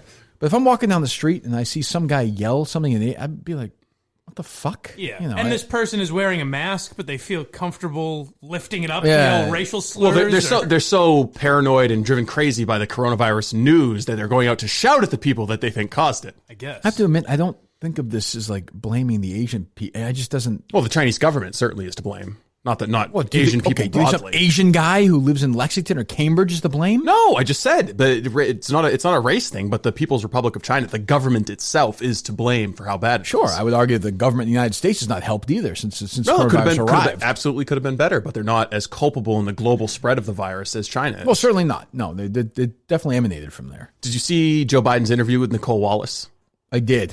It struck me as just so, I guess, discordant with the times. Is that the word you're looking for? Well, no, because she's just sitting there laughing the entire time and smiling, like she's like fangirling through this interview. And meanwhile, there's a chyron with like the death toll. She used to be Republican, by the way. Yeah, she was the press secretary for Bush. Yeah, but she's not really Republican. She's one of these people who's Republican. Trump broke her. Then she went to the media and she snapped. Yeah. She wants a rhino. Yes, that's right. Yes. She wants to be loved. Do you want to play some of the highlights from that interview? Sure. It sounds like you'd like to. So go ahead. And what is it like to be a candidate in the time of social distancing? Well, I'm doing fine, thank you. And I think we've been public. But first, in this crisis, I'd like spoke earlier. He's talking. Sounds edited to me, Steve. I don't know. And I tell you what, I'm so darn proud. And those poor people who have lost, anyway, it's just. My heart goes out to them. No. Listen, we have to make a choice about who leads this country. I just can't figure the guy. It's like watching a yo-yo. I shouldn't have said it that way. It's like watching. It feels that way. I want to ask you. It's okay. About the reporting in the New Floyd to Home Alone with children. Why doesn't he just act Where'd you get this video from, Steve? It was going around on social media. From what circles? Right-wing circles, obviously. Yes. It was. I mean, did you think that was come from the Biden campaign? Rachel Maddow was like, guys, look at this. What an idiot, huh? Did you hear? He also did an interview on Tapper. I mean, it's like proof of life stuff. They put a camera in his house to show us all that he's still alive. It's not a great look, though. But he coughs into his hand, and Jake Tapper starts to lecture him. Like, well, sorry, sir, but you're supposed to be coughing into your elbow. Oh, really? Oh, Jake showing some guts. I like it. Isn't Biden preaching that kind of stuff? Like, hey, make sure.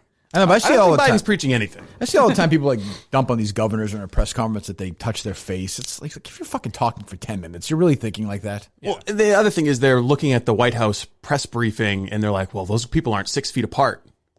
Like, don't we have more pressing issues? Although I know someone in the White House press corps did just test positive. Really? Yes.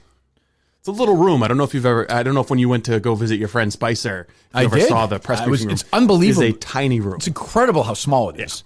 Yeah, we were there, and who actually went in that day? The crasher was Gronk. It was wacky. Oh, because it was the Patriots Day. Silly. Wow. Well, people might have said, geez, the guy you played the same position of and knew really well just hung himself in 3 hours ago. You might not want to be so wacky at this point, but it seemed like everything was fine. Yeah. But yeah, it's the size of, it's bigger than, like, say, the end of this hallway to here, but not much. I guess it's just you see it on TV so much, you think that it's a lot bigger. You see it in movies and on TV. It's super small, and they have not updated it at all. No, the seating is like smaller than a movie theater. Yeah. Oh, yeah. You're just packed in there. Yeah. We met. That's right, Spicer. Jesus, another humorless fucking douchebag. Did you see he was at the press briefing the other day because he's a reporter for OAN now? Out, yeah, everyone's all upset. Yeah, so. It is a little weird when Trump calls on his former employee as "you in the back." True. But I mean, but then like people said, you put on ABC and George Stephanopoulos is interviewing Hillary Clinton. I mean, it's like, but yeah, he was a totally humorless dick when we met Spicer. Was he an important guy? It was, I guess, but he is fucking short. He's fucking like Menner's size. Come on. Well, I mean, he's like he's taller than Menner's, obviously. You can see over the podium. Oh, by the way, Menner's wants to do his own late night show. I saw that. Fine, let him have it. Go for it. You don't sound excited. He'll burn out. I mean, he was your guy. Well, I don't think he wants to do it every night. It didn't sound like. Well, I don't think that's. We mean like Letterman. Well, I'm just saying. It sounded like that was your thought. Like you saying he's going to burn out. Well, I mean, how often does he want to do it? I don't know. I think he's thinking pretty often, a couple times a week. Yeah, it sounded like a couple times a week. Late night with Menners. Yeah. Hold on a second. What? Menner's like the name. Menner's Unless to he's midnight. Being purposely. Menner's to midnight. Yeah, that's actually not that bad. That's what we used to make fun of Mutt for that. It'll actually be like that's what he's making fun of. It'll be like an afternoon show for him, right? That's what I mean. Yeah, it's not quite the same. That's fine if he wants to do it. You didn't do a show with MHB, right? No, he never got back to me. I don't know what happened. Has he got the Rona? I said, does tomorrow work better? No response. So there we go again. See you later. Yeah, hopefully. Imagine if he had coronavirus. There'd not be a lot of sympathy for him if that was the case. Yeah, I don't think so. He would definitely tell us. Oh, no, I guess he wouldn't. That idiot who licked the toilet got coronavirus. You see that? Well, the female? The one on the airplane? No, the other one. Isn't the guy who did it? There's two of them. I know that there was a guy in he was in some like southern or midwestern state where he did the supposed coronavirus challenge and was licking things at a grocery store, and the cops actually tracked him down and arrested him on terrorism charges. I like that Steve says it's so dismissive, like this stupid. He was going to have me do it all over the country. That's true. We were doing it for a good cause, though. Yeah, we were trying to lick mental illness. I drop you right in the middle of New York City right now. Just lick the ground. All right, this is for $8,000. It really solved that mental illness too. Totally cured. We licked it, guys. Gone. Do we have any YouTube stuff lined up? What do we have? I'm taping a cooking show tonight. Oh, you are? Oh, yes. So you're not available tonight then to produce? Well, I mean, it was my plan to. No, it's okay. No, you do the cooking show. That's fine. There may be a guest appearance in that cooking show as well. Is that you? Possibly. See what I can come up with. Steve looks surprised at this. Oh, I thought you. Never mind then. What are you making that face for, Steve? I have no idea what you're talking about. Remember, I said I was going to do something. I thought. Yes. Okay, sorry. What time is that going to? Live? Well, it's going to be produced. It's going to be a slicker production, so it'll probably be released tomorrow.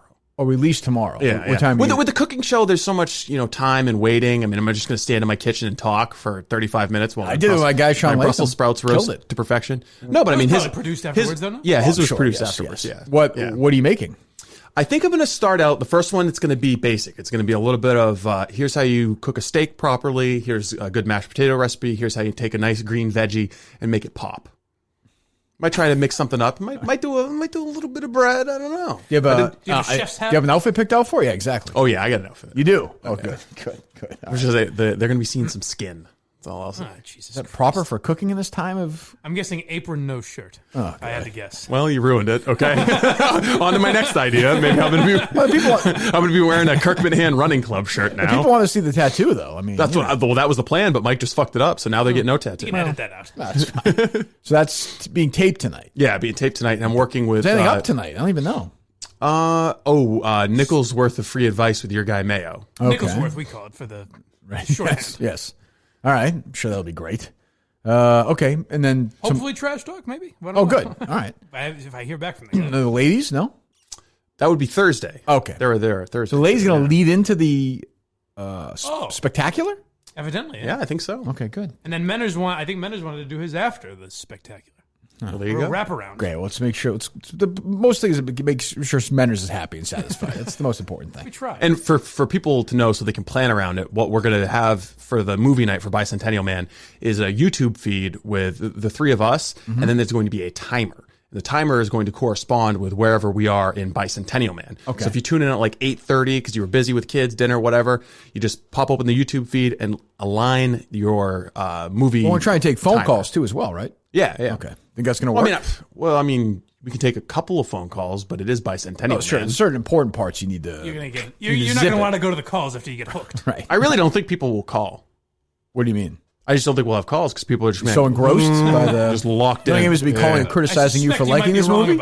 No, I think people are actually. I think 99% of the calls will be. You know what, Steve? You were right. Well, we'll see. This is one of the great Robin Williams masterpieces. I need to test this thing and make sure it works. By the way, on my end, we should probably do that before that. Yeah, it's weird. I've been asking you to test it for 2 weeks now. I know. I'm home. I have kids all day at home, so I'm not like you. I know, and I'm staring at the wall. I've thrown up a wide window to test. I understand. Why are you sniffing so much? I got a runny nose, Kirk. Oh, that's great. Do you really? I do, yeah. Isn't that one of the signs? Good. You have a fever? I did not last night when I took it. You seem fine. It's your baby. I haven't complained for 2 seconds. I just got a runny nose. What the fuck? You asked me a question. Quit your whining. It's bullshit disease. All right. Anything else, boys? Nope. I think we played all the audio. Unless you want to play the Tangway Guts a little bit more. That's hers. Jesus.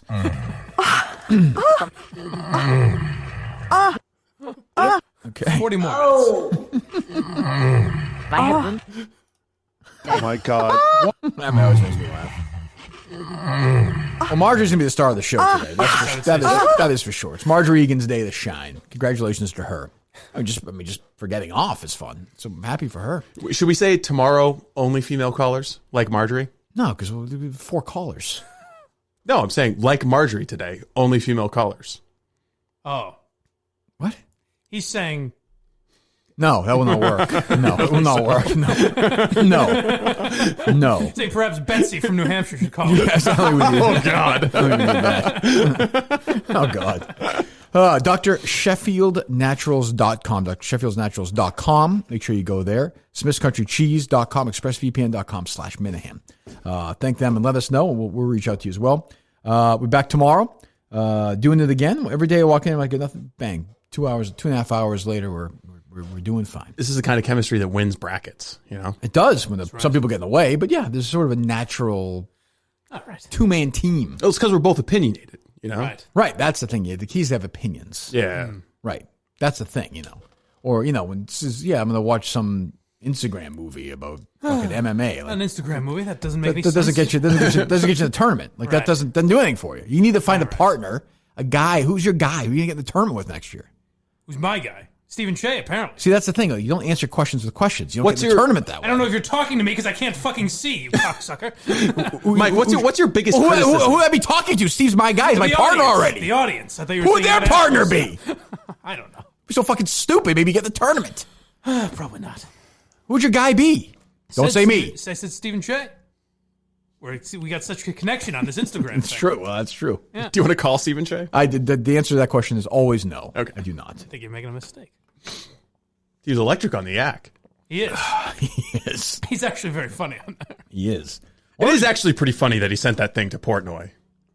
Because Portnoy is the guy who's actually invested in Tom Brady, and this is emotionally fraught times for him.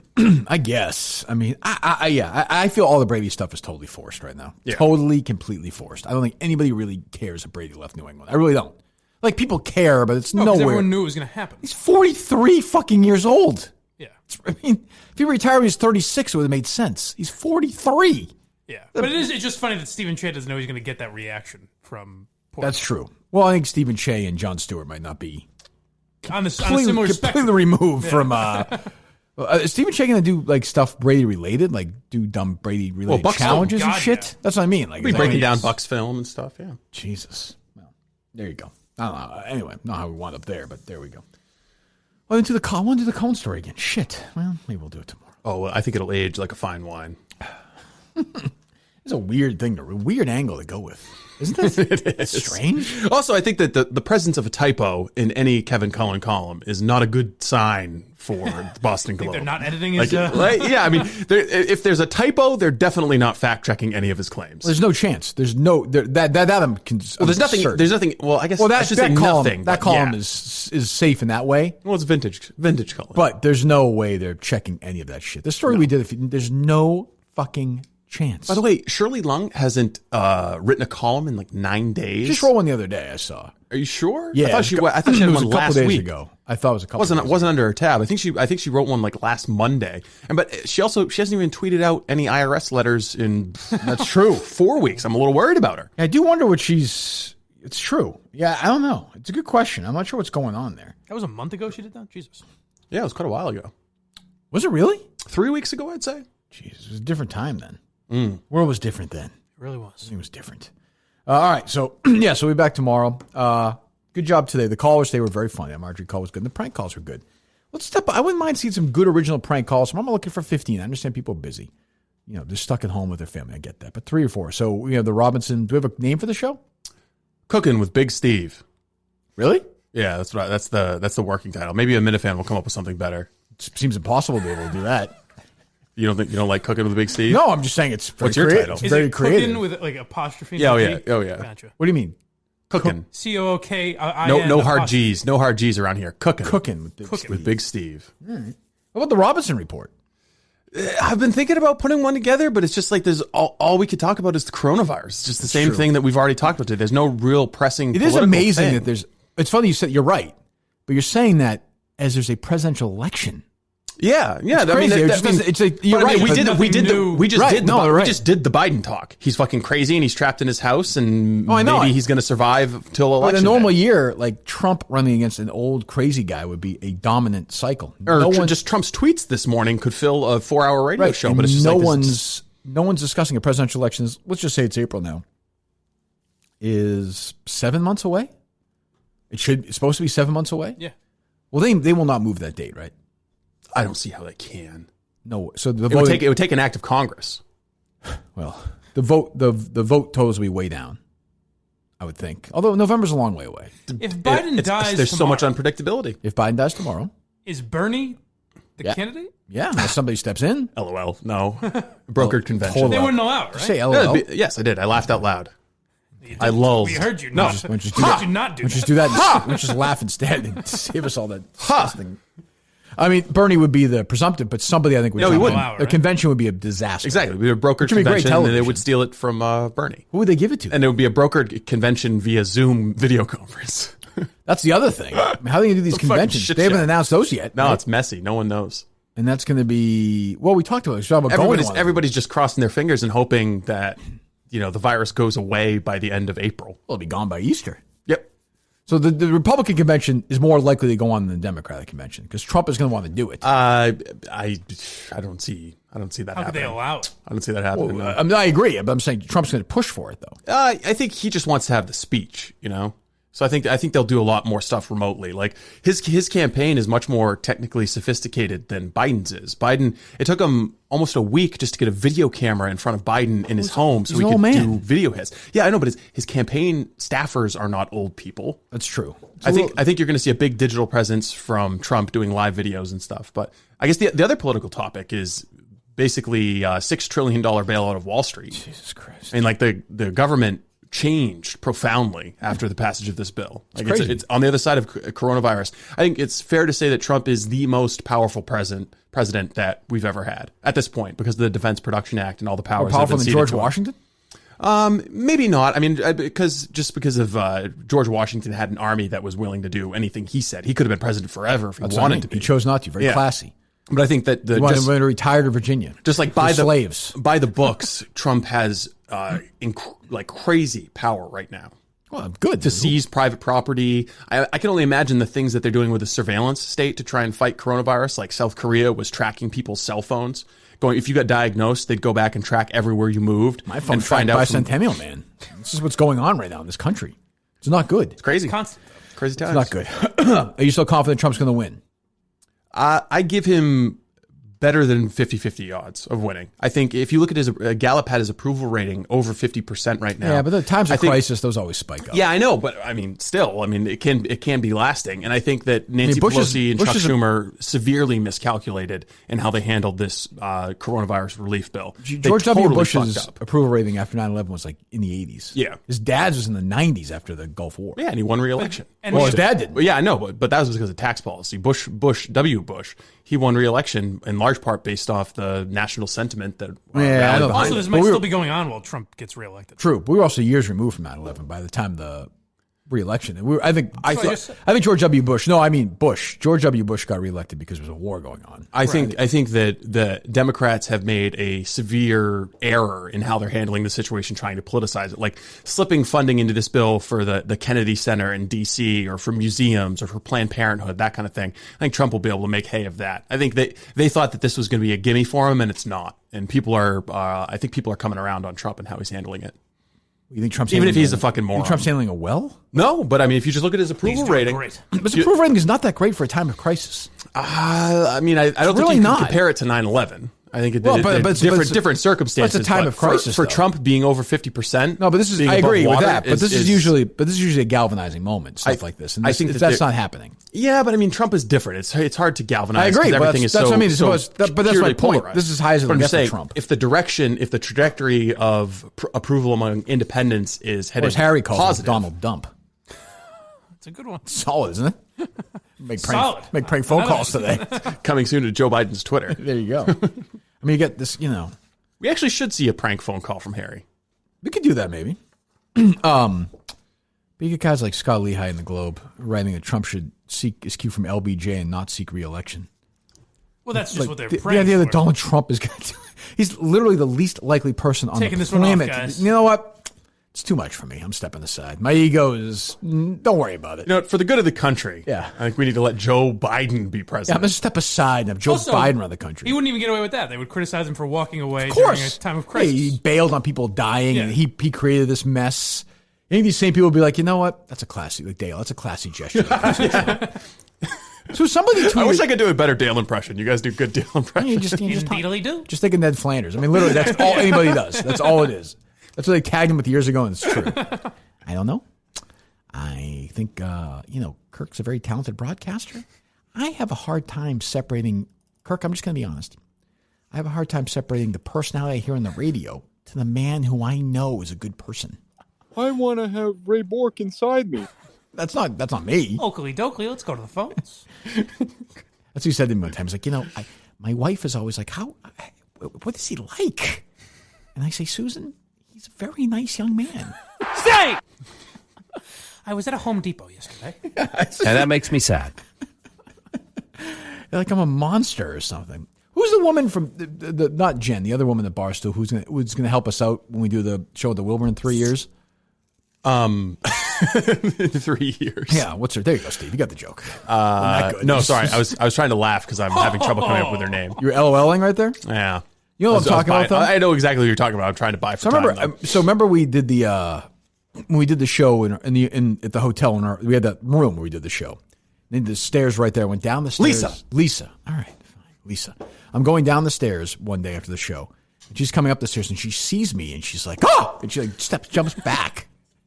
So I picture like Dale's wife talking about me like, She's like I'm this monster who's like I'm like, what do you really not understand lurking that? in dark stairwells. Yeah, no, I don't understand that reaction. I do not. She seems like a very nice woman. It feels like you take pride in creating a sense of terror in those around you. What does that sound? Is that your beard? What is that? No, I was fiddling with a tissue paper. Oh, don't worry about the fucking sound of the show. I was You're the fucking producer. I was just absent-minded. He's fiddling with some tissue paper. Fiddling. He's doing some fiddling. And she was literally like recoiled. I was like I'm Ted Bundy.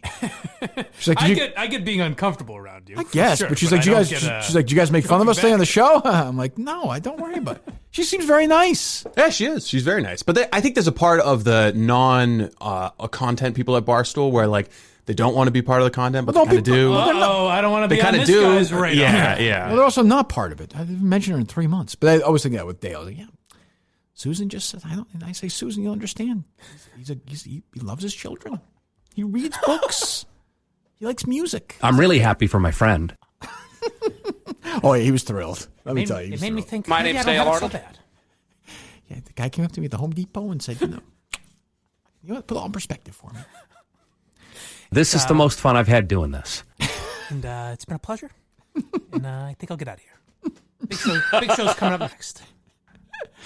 You know, I got a letter from a young man who lost his leg. And he said, you gave me a lot of laughs over the years. And I thought of him, and I thought, you know what?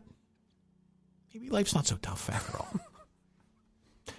Who's emailing in that Dale Arnold gave them a lot of laughs? I don't even know who knows.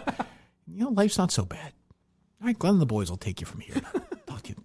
Maybe I won't, you know what? I won't. It's funny saying that. I won't talk to you on Monday. Boy, that's strange. Just call a random number. I'm going to talk to him like I'm Dale. Okay. The best was he did have to talk to him on Monday and lead into much show. Typically, let's have him host the show. And not address Fuck Mutt over. Jesus. That might be the weirdest thing ever, that Dale hates Mutt. Yeah, I mean, if you knew it was completely on brand. Just total Doesn't make fucking any psychopath. Sense. Of course not. I mean, he did relent to his credit after a while on that, but only after he got his job back. Yeah, like, it wasn't like he was, I'm not giving credit. You know what I mean? Like, he recognized the idiocy of it, I think, eventually, but only after he got his job back. I could see being jealous, but not like actual hatred for the guy. I wouldn't talk to him. It's bizarre. I would say to him, I'd say, Dad, why don't you, like, he didn't do anything. What was he supposed to do? Right. Well. Like, I could, I don't know. I don't know. Is it a random number or somebody we know? Random. Or, well, from the DMs. Hello? You know, what you got to understand is I got a letter today from a fan.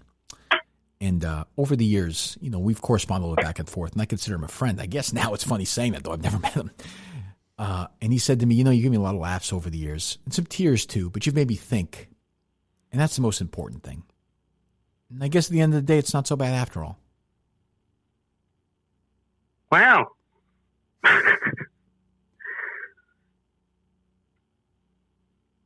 We'll talk to you on Monday.